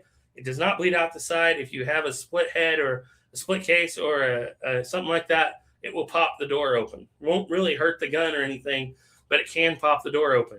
So in 1877, they start developing this newer style of door. It's a little meatier, has a lot less area in there, and it has a wider receiver. So basically just a beefier version of that gun to stand up to what they know is coming, which is this 500 grain bullet. And they make that change in 1877. Now in 1882, yes, to that right there. In 1882, they're going to have what they call the return program, where all those original, even though technically they hadn't made that many, I can't remember what it was, something to the tune of 50, 60,000. I can't remember off the top of my head of those high arch guns. They quit making them completely, start making this. In 1882, they will come in, and every gun that is returned for repairs from the early 1873 model, they will retrofit it with a new receiver with this new low arch, and they'll stamp a star on it. And they do that to a lot of them. And a lot of people laugh, but literally one of the harder guns to find if you're going for a full trapdoor collection is the original 1873, because they didn't make a whole lot of them before they switched over. And many of the ones that they switched over, they retrofitted back later on with these parts, these heavier duty parts. So a true high arch 1873 with the original sight is one of the harder guns to find. But it's just an interesting thing to look at. It just another development that they made after Little Bighorn. It was started with a search for accuracy, turned into a much bigger, stronger. And it's funny, this is one that's not officially known as a model change, even though people call it, even though it has a wider receiver. And some of the model changes only have different sights. So, that's one of the things I always find funny. So you have your 1873, your 1877 variation, which is this door right here, and a better sight. And then the 1879 variation, which is going to have an even better sight than that. All right, 1880s roll around. We're going to completely change gears here. I don't know if I sent you a picture of this or not. In 1883 and 84, they are going to start developing a new rifle for that 500 grain bullet. To the average person, oh, by the way, in 1877, when they started putting this bigger, heavier stuff on it, they determined they could go back to using Civil War barrel bands, trigger guards, and butt plates. So they quit making them for a while. For a while, they go back to using those, still using that original Civil War bayonet. Okay, so in 1884, we're going to move on here. They developed this gun, and as you can see, it's got what they call the Buffington rear sight. It takes that 500 grain cartridge very well and has a sight that is so complicated and so awesome, no soldier of the day really even knew how to use it. If you look at it, most people look at it, and if you see this picture right here, it looks like the sight is bent to the left in that picture, doesn't it? The way it looks like somebody cut that in there when they were drunk, and the graduations go way off one side and to the top it almost disappears. We're so concerned about accuracy after Little Bighorn. That sight goes out to, I think, 1,500 yards, if I remember correctly. That angle is to accommodate for the drift of the bullet caused by the rifling.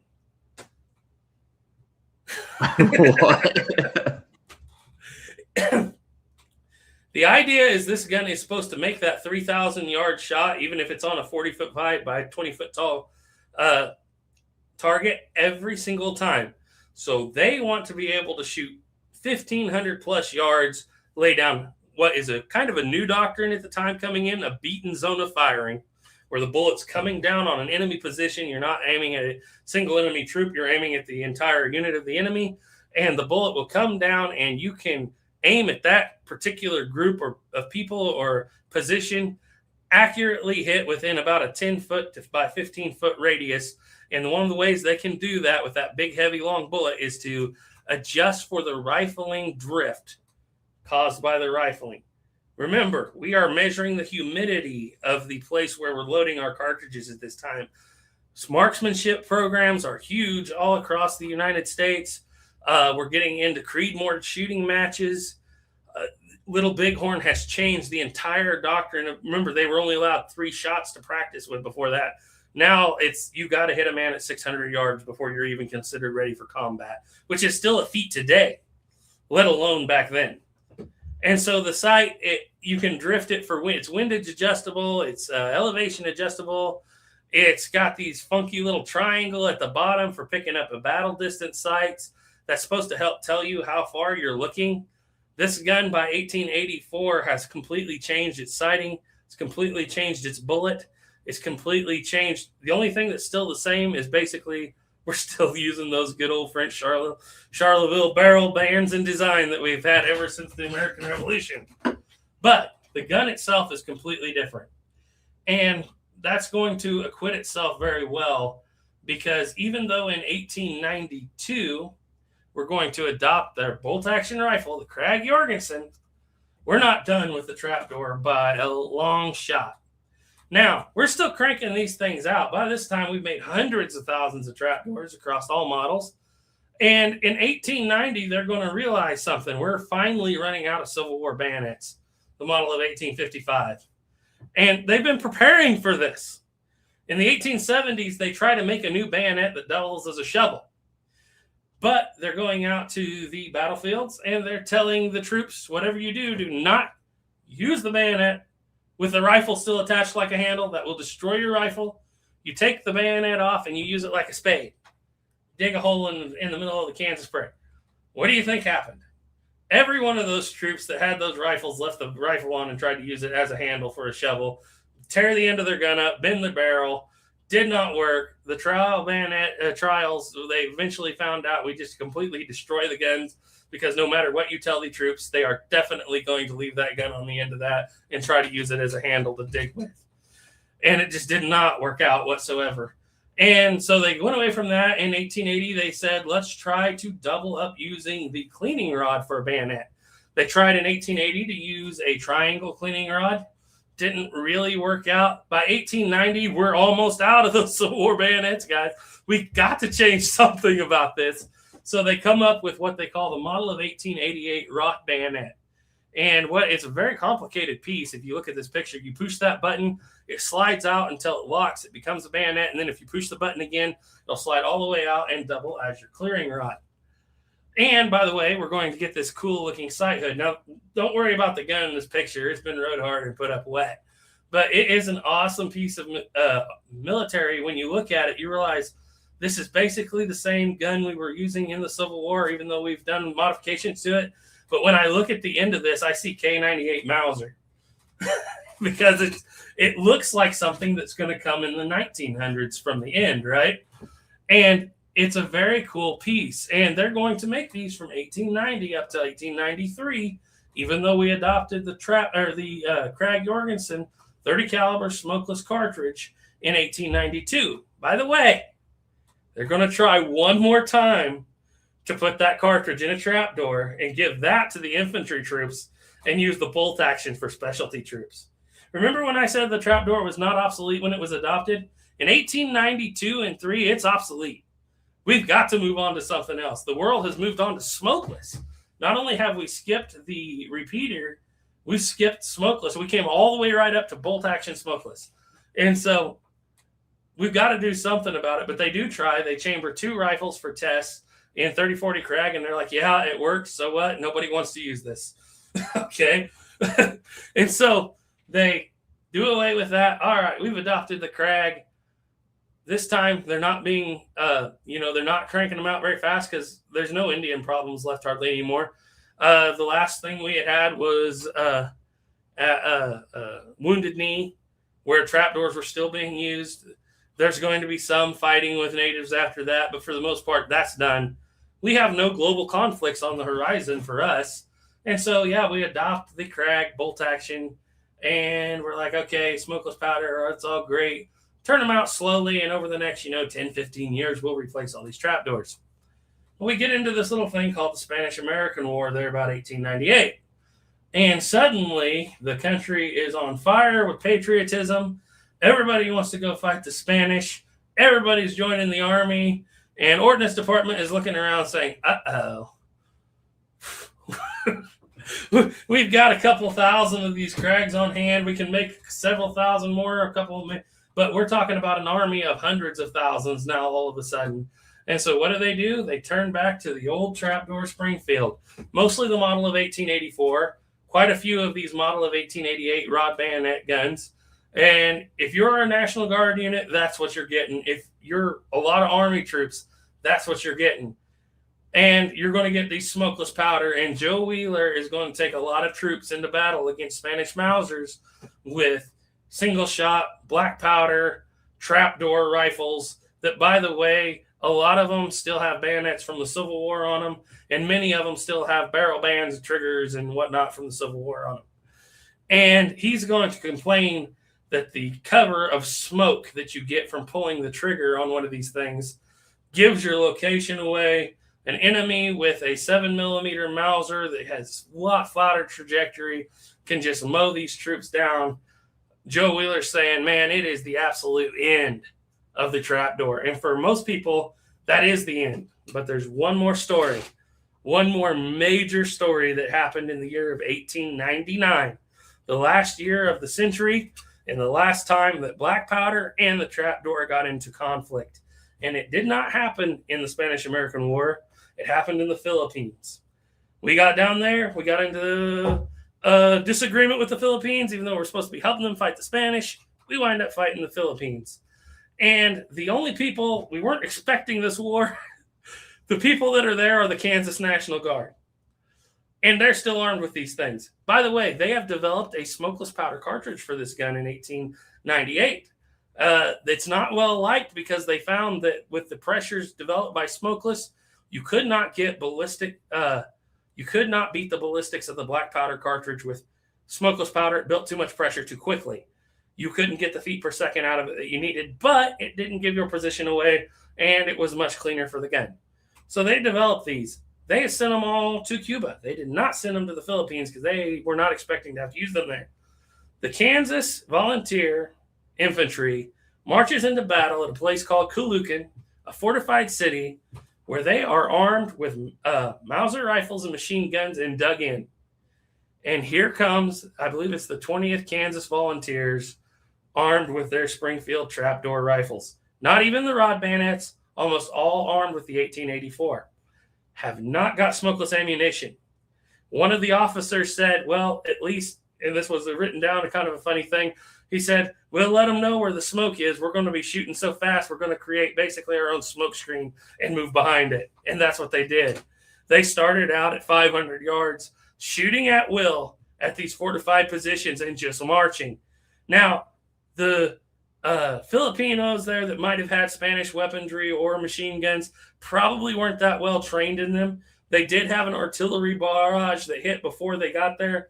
So they did have some form, it wasn't just the story of the trapdoor going into battle. But they said, we could not hear the orders, commands of the officers above us because with our American rifle, and that's the way they put it, And that's what kind of gives the inspiration for this video. The American rifle, these Kansas troops proudly marched into Colucan, where 17,000 people were armed fighting against them. And when they marched out the other side, there wasn't one enemy combatant alive in that town. They marched in there with a fire in their soul. They marched in there with obsolete weapons. They marched behind a smoke screen they created themselves and won the day because they wanted to win that fight because the ocean was behind them and they could not lose. And I've often told people that if this gun could pull this off when it was obsolete in 1899, was it obsolete when it was first adopted in 1865, 66? I don't think so. That whole story is there to blow the obsolete story out of the water. Bravo. Man, you're amazing at this. How many times have you given this talk? Never in its full form like this. Well. And you would say, well, 1900 rolls around, we're putting the trapdoors away, right? No. No, because we don't really like that crag. We found out the Mauser's better. So we're going to start work on the 1903 Springfield. By the way, since we don't have that many of those crags, you National Guard troops keep these trapdoors in hand. We're going to keep them until 1916 when the civilian marksmanship program comes into effect, and then we'll start mass selling them off. By the way, World War I, you National Guard troops that remained at home front, you still get those. As a matter of fact, there's one more story, which, by the way, I skipped over several things like Forager shotguns and things like that. In the 1920s, we need cable launchers to launch from ship to small boat to pull them in for boarding. We're going to build a new cable launcher, and the government says, well, why not just use what you have? So let's break out a bunch of original 1884 trapdoors in the 1820s, chop the barrels off of them, put cable launchers on the bottom of them, and remain in naval service until Normandy in World War II. Now, I have no proof that one was actually used during Normandy, but I have seen the records of these trapdoor cable launchers with chopped barrels on ships and on boats at the Normandy invasion. Going back to that first video, it did not serve long. That's one of the biggest myths and misunderstandings of the trapdoor that I have ever heard. 1866 to 1945. I don't know about you, but to me, that sounds like it served plenty long. Maybe it wasn't the mainline battle rifle, even though it was for 40 years. It wasn't the mainline battle rifle at the end. It was still in service. It was still there. Definitely outdoes the M14, right? The M14 and well, no, M14's still around in different variations, but as a primary service arm. I can't believe we got through that. Yeah, that's the end, man. That's the end. Well, we have 4 years of research and $5,000 worth of books thus far, and I've still got a long way to go, brother. Well, we do have, if you want to cover, we have some questions, but we do have the shotgun ones, then the officer's carbine. Oh yeah, I did not get into those. We can talk a little bit briefly on it. The 1875 officer's model, which I sent you a picture of, I believe. I actually have one right above my head here, which mine's a replica. They made about 500 of them from 1875 to 1880, which was an option, very fancy option for any officer that wanted to private purchase their gun. I believe Custer bought one. About 500 people bought them in that amount of time. And the thing about those was a lot of times the officers would spend the massive amount of money on them, and then they would find out they're getting sent out west, and it wasn't that big of a deal to them, so they would sell them on the civilian market. And there are some of the first ones recorded in 45 caliber in buffalo hunts. The 1866s, the ones that were left that did not go to the Franco-Prussian War, the 50-70 long guns, were pressed into civilian service during the buffalo hunts and were probably the third most common gun in the buffalo hunts. So if you've got one, that's probably a very good chance. By the way, Bannerman bought them back and even went to Argentina and found a bunch of the originals and brought them back into the country. But he would chop the barrels on them because they were tools. Civilians would chop the barrels.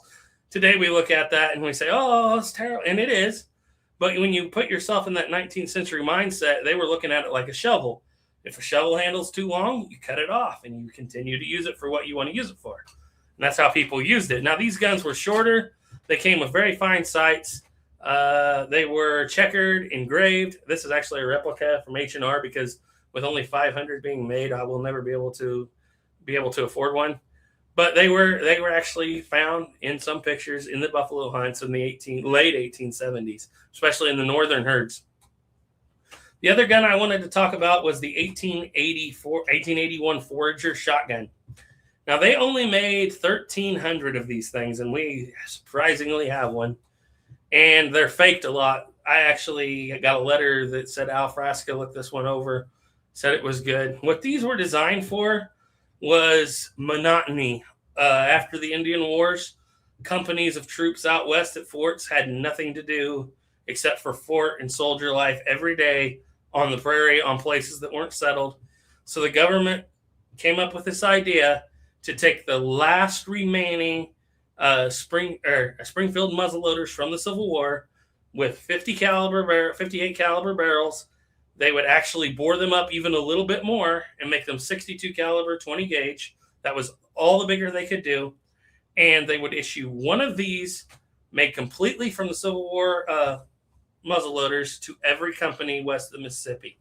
And the idea was you would get a gun, you would get powder, reloadable shot shell cartridges. And the idea was give it to the soldiers. They can take turns, hunt your meat, get past the monotony of the day. And these things are highly sought after. I've never even shot this one yet because I haven't got the exact precise 20 gauge shell I need to load it. But soldiers, this was their entertainment. Today, you get the shotgun. Heaven help you if you're in the company and you accidentally break or destroy the only entertainment. Ethan would say this was the, what does he call it? The Call of Duty / PUBG internet servers of the Army of its day. So that was the deal. And it's a very interesting piece of history where it's another one of those things where they're like, the government won't spend money on troops. They went to some extreme here to actually produce a troop that was made almost specifically for troops' entertainment and to help supplement the food supply. But that wasn't a big deal because a coal company, you're not going to feed them with one single shot shotgun. So that was an interesting story. By the way, going back, I was just talking about this because at one of the events I just did at Kansas Fort Larned, the fort was basically put out of business too soon to get one of these. But we're going through the archaeological record there with one of the guys, the older fellow who's really good, who was in charge. And he brought up the fact that in their archaeological record, I was talking about the 1865s, the original rimfire guns. I said records show they were all sent to Washington, never made it out west, at least as far as the Army's concerned. And he says, well, my archaeological record here shows 58 caliber rimfire casings on the fort's property. And he said, the archaeological record is the only record that matters. I said, my hat is off to you. So they evidently made it out there at some point. Yeah, so you can't fake that. All right. One last thing to say is the 1866 Fort Larned, Kansas. Buffalo Bill Cody in 1868 walked into the quartermaster's shop there, was tasked with giving a letter to another fort down the road here in Kansas. He signed off for an 1866 trapdoor rifle, was supposed to turn it into the next fort he came to with the letter, receive a muzzleloader, and be mustered out of the Army service. He turned the letter in. That trapdoor went with him in 50-70 for the rest of his life, and he used it to kill thousands of buffalo to feed the railroad. And he called it Lucretia Borgia. And even though the stock is broken, it is in the Cody Museum to this day. Ah, the go-to trapdoor guy. All right. Are you ready to take some? Well, we'll start with this first question here is from Doug Dukes. Hey, Doug. When does the book come out? Never. I know how hard you guys work on the books. The thing is, everything I'm giving you is not new information. This is all pre-studied information. I couldn't write. Let me grab this book right here. I'm just good at relaying the information that has already been researched. And I know Doug Dukes, by the way, if you guys don't know, he's written a book on the Texas Rangers, firearms of the Texas Rangers on the frontier. And he's a kind of Texas Rangers expert. And he has written a book But he spent years doing the research. I'll probably never have the time. But if you're interested in trapdoors, there's 2 books that cover the vast majority of it. One of them is this one, Springfield Trapdoor. This is book 2, but it's a 2-book series by Al Frasca, who is one of the, I know my little foil's coming off. He is the premier author on the subject. Obviously, the Wagon Box Fight book there. More modern takes are Richard Homsmere has several books on the subject, and I couldn't do any better than he does. I'm just grabbing a few of them here. M.D. Bud White did the Springfield Trapdoor, excellent book. The hardest thing to do is find information on the 50 caliber guns, and Frasca is about the only one that covers it well. Here's a good one, a little short, cheap one. This is by John Langelier, Trapdoor Springfield. It's the one that has the story of the Kansas Volunteers. There's books on the ammunition. This is one of them I have. It's kind of they didn't do much printing on it, but cartridges for the Springfield Trapdoor, rifles and carbines, 1865 through 1898, and it was written by Walter P. Ruland. The fact of the matter is, and you can bring yourself back up there, but there's so many books already written on the subject. I'm just relaying what has already been said. A lot of times with civilian firearms, say Colt, with fires and things like that, information gets lost. People just make things up, as we all know, especially about Colt, and it's hard research. Springfield, the armory, the museum, the government has kept very good records, and it's very hard to mess up the history of it. And so the books that have been written, I think, are so thorough. Unless I find something in some original documented sources that nobody's written on, I don't know that I would ever write another book on the subject. I hope that answers your question. My brother is a professor, and I was talking about like the stuff I do on YouTube, and he's like, well, this is basically like your modern way of telling, of expressing information. So you already have documentaries on this that you're working through. That's obviously hundreds of hours of research and editing. And so, yeah. And I feel like I'm less than halfway through the research that needs to be done for me, to answer that one question about why the rolling block should have been adopted over. One of these days, I'm going to write that guy back and tell him exactly why. It's going to be just linked to all the YouTube. I'm not petty. I'm not petty. I'm done in 10 years usually. All right. So Justin JI431 asked, what is the typical price for an unissued Trapdoor 1873 infantry? Oh, unissued. That's kind of hard to find, because when you say unissued, like never saw the battle, unissued, didn't leave the... I mean, at some point, a lot of them left the factory. Today, I wouldn't have a clue. I could tell you the average, and like I said, if you're talking about the true high art 73 infantry, if you get one in good condition, you're looking at $2,000. You can usually find the 77 variation of it in the 1884 in good condition. And you have to be careful. There's this whole field of people have taken parts and put them together and made guns. Now, the thing is, I strongly suggest the Homsmere book for collectors then. These books are literally just written to make sure you get something authentic. There's a couple of them, and they're just literally for collectors. It's not history. It's just corrugated triggers versus uncorrugated or serrated triggers. You know, how exactly long was the trigger guard point at this particular year? A lot of times they would go in for repairs and be fixed up and get newer parts put on older guns, but you have to be careful because a newer gun should never have older parts.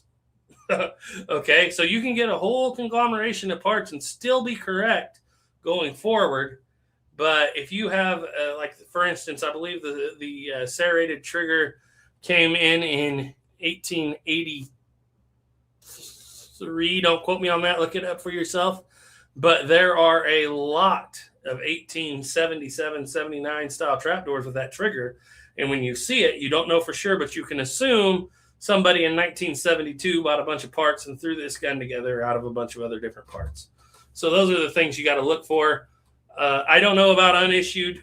I've never bought one. They're very rare. Let's put it that way. I bet they would bring, I bet you a true unissued, never fired 1873 with a high arch would bring $10,000 to $20,000. I bet you. Pocket change. Garrett, you make that in a weekend on YouTube. So yeah, right. Yeah, sure. All right. Our next question is from Hardy Hat 4972. How exactly would civilians get surplus guns? Did the government auction them off to dealers, or did they just sell them out of the door like a gun shop?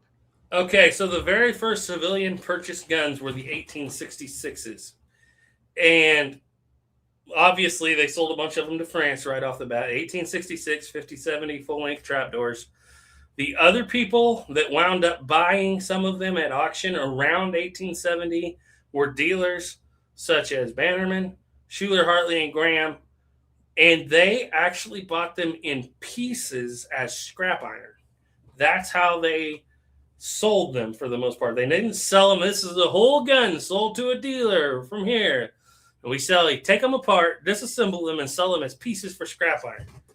And so a lot of those civilian 66s and stuff, they were completely mixed up when they're brought back in. Almost all of them were chopped down. And the parts, even if they had serial numbers, you'd never know because they didn't really start serial numbering them until the end of the 1868, early 1870. The earlier guns don't have matching serial numbers. Maybe they'll have a serial number on the receiver. None of the rest of the gun has a serial number. The reason they started doing that was the Ordnance Board wrote that they were actually, their soldiers were selling their new guns and buying back these junk, they call them junk civilian guns, for way cheaper prices, and they were substandard, and none of the markings were matching on them when they did mark them. And so they started marking their guns, I can imagine soldiers doing that, selling off the brand new one and then buying the old used one and say, hey, here's my rifle. But that's exactly what they were doing. And they were getting a bad reputation because some of the places like Bannerman were even making their own stock. Some of them were clunky. Some of them were wide. The guns weren't always put back together correctly. The gun was getting a bad reputation for civilians. And it was reflecting on the Springfield Armory, and they decided by the 1870 model and definitely 1873, we're going to mark this with more markings in more places so we know what's what. After they would sell them in pieces until the 1880s, then they start selling them off in full guns, still under the name of scrap iron. And usually those were the older high arch guns. They would sell them in full, a few of them that were left. You really would see them like that. Bannerman would buy almost everything, even though Schuler, Hartley, and Graham got some of them. Bannerman starts advertising them in the 1890s for sure for about $1 a piece for these 50-70 guns. He's going to sell them through the 1900s. And the real windfall was 1916 when people started buying them through the civilian marksmanship program. That's when they started getting a lot into civilian hands. Before that, it was usually a cobbled together, thrown together gun put together by scrap iron parts by Bannerman or Schuler, Hartley, and Graham. All right. And that's interesting. So the first gun of the CMP is actually the Trapdoor. So, one of them. And Craggs. Yeah. And the Craggs. Okay. Yep. I have both. Well, yeah. What was the cartridge? Okay, from Justin J 431. What was the cartridge bundle, stamp, and wrapper dimension for the government issued Trapdoor cartridges? What was the label, and where can I find such rubber stamps? Okay, so that changes a lot. That's a huge question, and honestly, it's not something I've delved a lot into. These are 45 cartridges because they don't mark differences between carbines and rifles.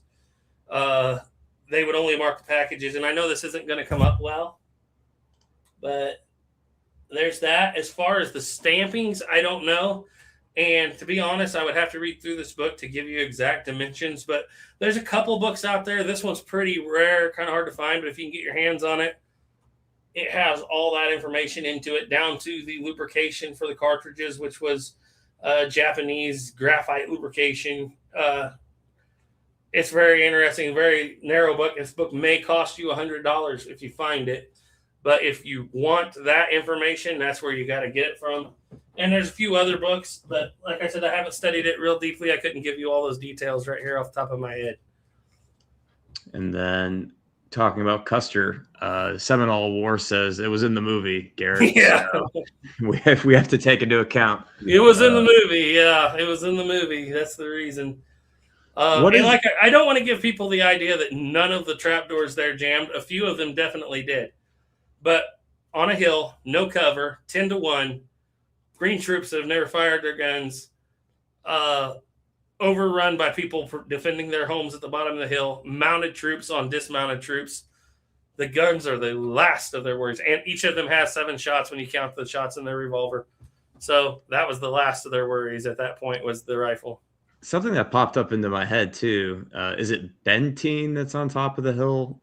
Benteen's several miles away on another hill, and Custer was just absolutely rude to Benteen beforehand. Benteen didn't want to leave Custer in the first place. Custer sent him away just because we need some glory from this battle, basically. Benteen said if there are Indians in this valley, they're there. Benteen fought through the Civil War and said he never saw a smoke cloud in any Civil War battle like what happened on Last Stand Hill. And it's because they had repeaters for the first time, and the heat of fire was just so amazing on the top of that hill. Benteen could have rode in there to help him with his 200-some guys. He would have just cost 200 more lives. Benteen did the right thing that day, digging in and repelling the attack when it came to him. Well, that's what I was going to say. Like, if you're going to blame it completely on the firearm, Benteen holds. So yeah, exactly. It's like a science experiment. One of these times it does it. That was a better firearm than the one they had technically at the wagon box fight. And they did not lose at the wagon box fight because of the firearm. Yeah. Hardy hat, for comparison, was the max range a modern soldier has to hit to qualify bare minimum. That's a question for you. I answered this in the chat, but for Marines, you're trained out to 500 yards. You have 10 rounds. And it's a man-sized target, so about 20 inches across.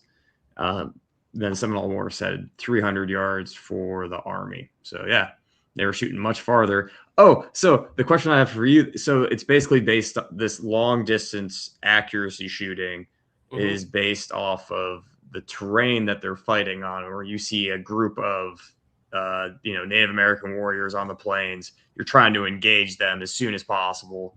And then just keep that standoff distance. I never even thought of that until you were talking.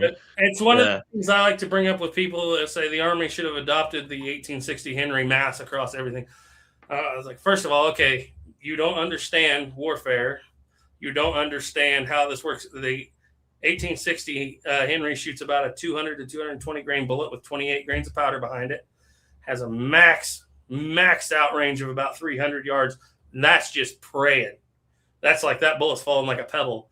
Now imagine that you're on the plains of Kansas and you're hit by a bunch of Native Americans by the time that a lot of them have longer range trapdoors that they've gotten from surplus and Sharps rifles, and they're sitting out there at 600 yards and you're on the open plains with your Henry repeaters. Good luck, brother. Yeah, they'll just sit outside and engage you. And if they have, like rifled muzzle loaders, you're now also in trouble. Like And a lot of people don't take into account there's always the threat that another European nation you may wind up in combat with, and they're definitely going to outrange you because take for instance Britain. The Martini Henrys there, and a lot of people consider that combat then is going to be, especially in mass formation combat that they're still trying to do, is going to be similar to Call of Duty, where everybody's running around shooting as fast as they can. Go watch if you want to see a single shot rifle in combat and how it should be done. Go watch the movie Zulu, what I call the Carousel of Death, where one guy's down on his knee, the guys behind him is up shooting, the guys on the front of him is on the ground loading, and they just go forward, constant heavy fire. When you're doing it correctly, when you're doing it by the book, you don't have a lull in fire, no matter if it's a single shot rifle or a repeater. There could be some argument for certain cavalry units to be armed with repeaters, especially if you're like a Texas Ranger, where no matter where you go, you're going to be outnumbered. It's going to be you're a very special unit, a special group of people. You don't need a single shot. You need something that you can repeat firepower. When you are a true military unit, you should be able to go by the book and never have a lull in firepower. How many rounds would like a trooper carry on them? Like 100? Like 50? Okay, I believe the McKeever box is 20 and 20, so 40. I think I could. So you'd blow through that. Say it's 50. Say it's 50 rounds. You'd blow through that in 5 minutes.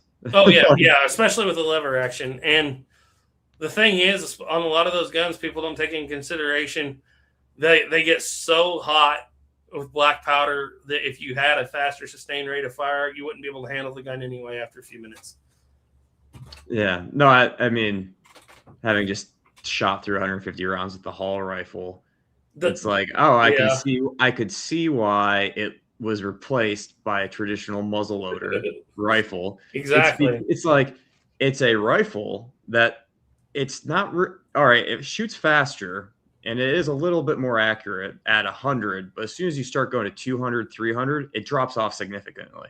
Yeah. Whereas a traditional muzzleloader is more accurate. And when it comes to rate of fire, that really doesn't have as much of an impact as hitting your target at 300 yards. Yeah, I can put 3 rounds down there, and none of them are going to do anything. But if the other thing is discipline and correct tactics, and knowing when to call it a day.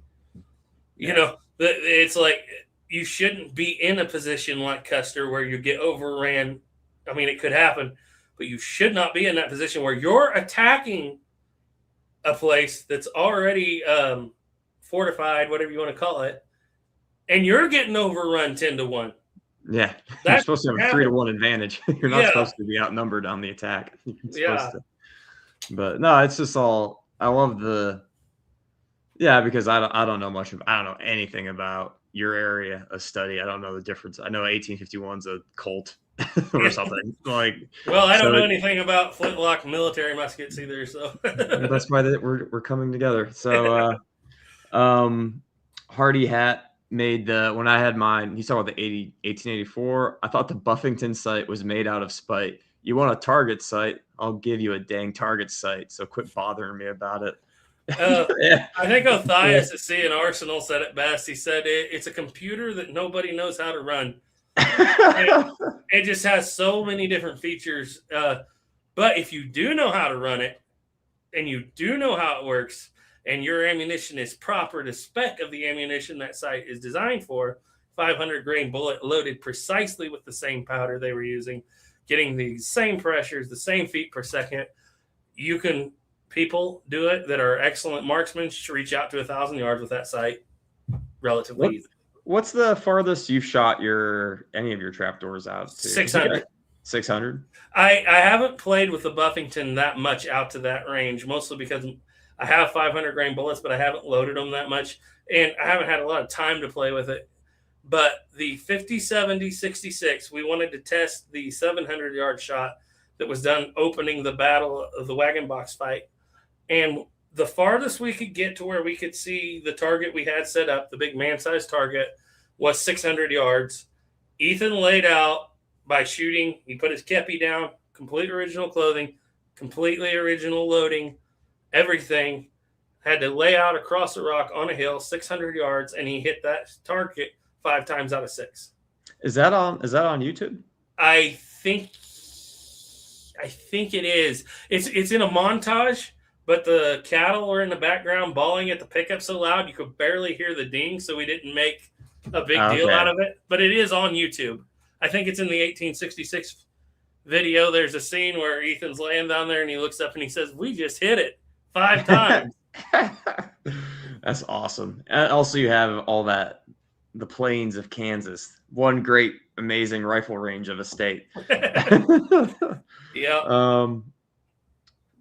Hardy Hat says Custer may not have been the father of U.S. marksmanship, but he may have been the weird uncle who isn't allowed at reunion. Well, surprisingly, he is responsible a lot for military marksmanship programs today that did not exist before Little Bighorn.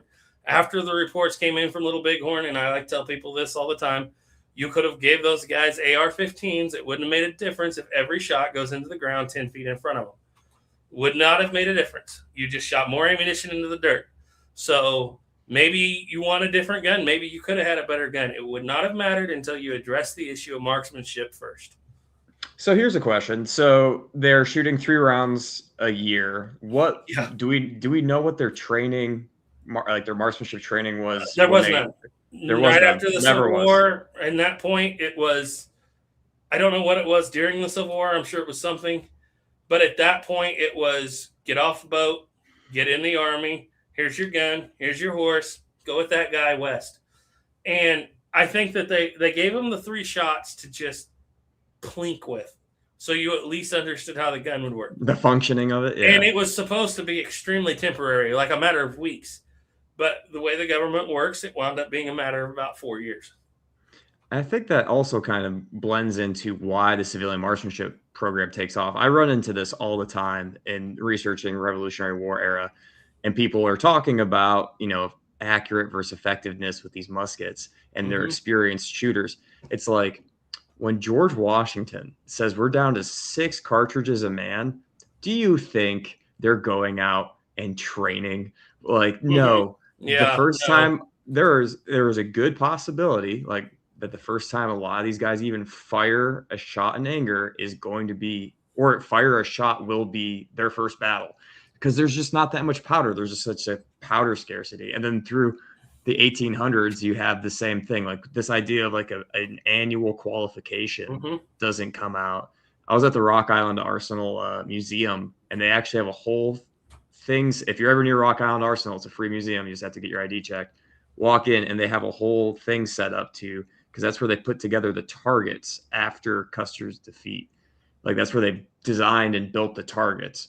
From there, that's like, hey, we need to train to actually like hit people. Yeah. That's like, and even in today's modern military, like we maybe shot 1,000 rounds a year in a combat unit before going to Afghanistan. You shoot 100 rounds at the range. That's your known distance. That's it. You do 100 rounds.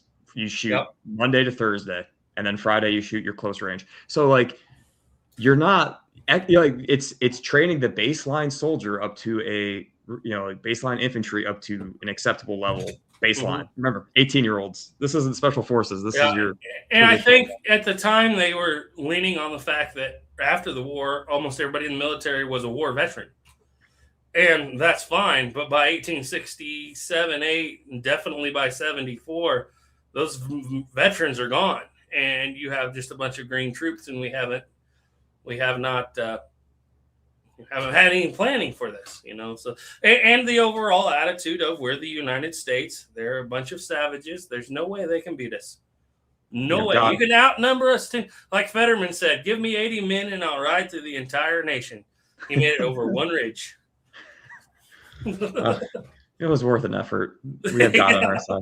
And, that's exactly it. Because 7th Cavalry, weren't they like down doing like, they were down in the South? They hadn't really seen any combat, in 68, right? Well, in 68, before. They still had a lot of Civil War veterans with them when they went down to Washita, however you want to say it, in Oklahoma. By 74, those veterans were almost to a man gone, and it was many, many young green recruits at that point. Yep. But the attitude, they never adjust for it. And then talking about the bayonet, Theodore Roosevelt hated the rod bayonet. And I don't understand the U.S. military. They put bayonets on the first Springfield, 1795s, to come out of the armory. I was looking through, doing some reading today, and I'm like, oh yeah, they soldered bayonets on their first musket to come out of the armory.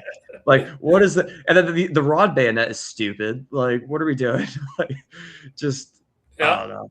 It was just a fix that, by that time Erskine Allen was dead anyway. But it was literally just how long can we keep this system on life support? For a little longer, and we don't have bayonets. We have a cleaning rod already in there to sharpen the end of it.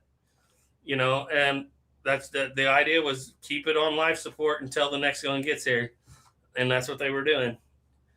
I thought it was so hilarious when I read about the trial bayonets. When I first read about it, they said, and regulations never leave the rifle attached to the bayonet for digging. I thought, soldiers on the Kansas prairie, yeah, right.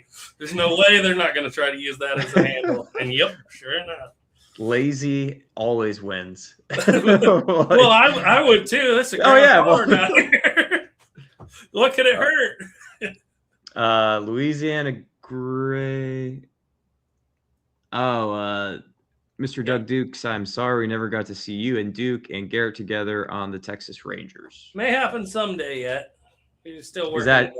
Is that a channel, the Texas Rangers? No, that's Doug Dukes has written the book on the Texas Rangers. He does yeah. And we never actually got around to doing a live chat with him on the Reload show, but not saying it won't still happen somehow, some way. Doug Dude says, I'm jealous of your 2 Hall rifles. They're currently behind me, and they cannot be touched. I thought you were reaching for one. I was about to say no, don't say it. I have PTSD. YouTube hates that. Yeah, they are. Yeah. And then just talk about the Hall.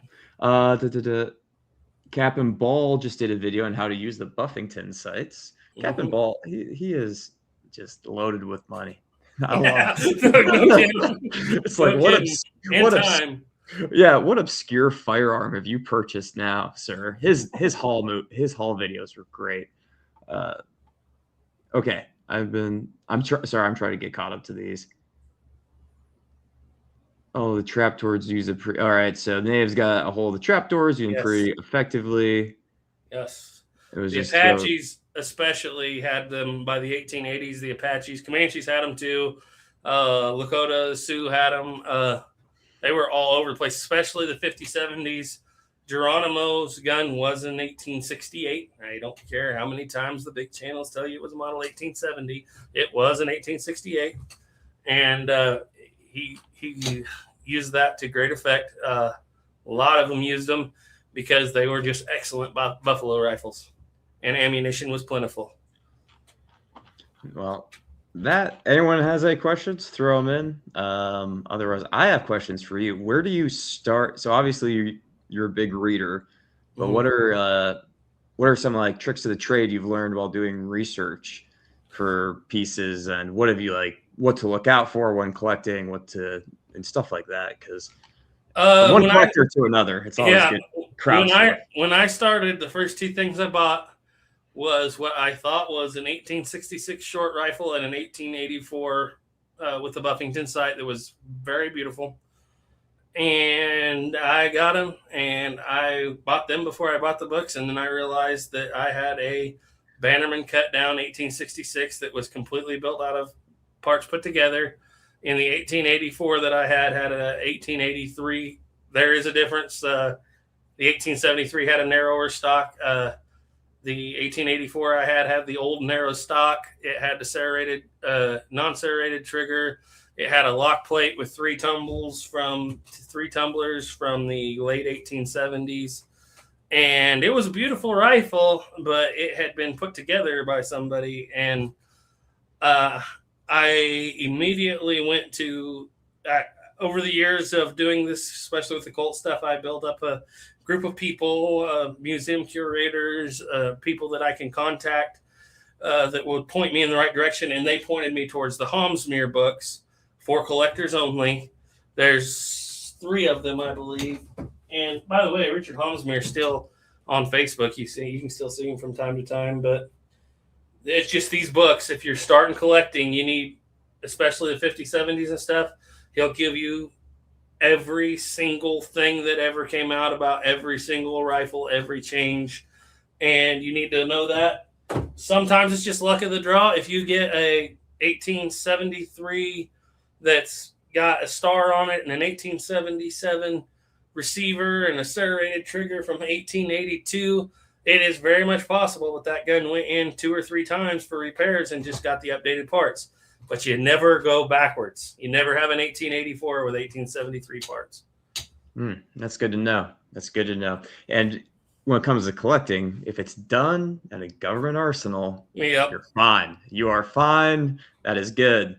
If it was done in someone's basement, Yep. it's a sad day. And you just learn to collect those civilian guns and enjoy them for their history too. Doug Dukes says, "Poor Garrett, you can send me that rifle." So, yeah. Actually, Snapper's Antique Firearms has that trapdoor, that 66, that cut down one. Jake has the 1884 because he didn't care if it was all original and matching or not. And so we sold those and went for originals, better ones. Jake Everything Black Powder, when you see him shoot that 1884 he has, that's it. Oh, okay. And then how long have you because you're doing the Plains reenacting, I guess. Do you call it Indian Wars reenacting? Do you do fur trade as well? I have fur trades are very different. The people that do fur trade correctly are a level above everybody else because there's no sewing machines. Everything you have to store, everything you have to make yourself. I could say that I can fit in. I can make passable for a trade.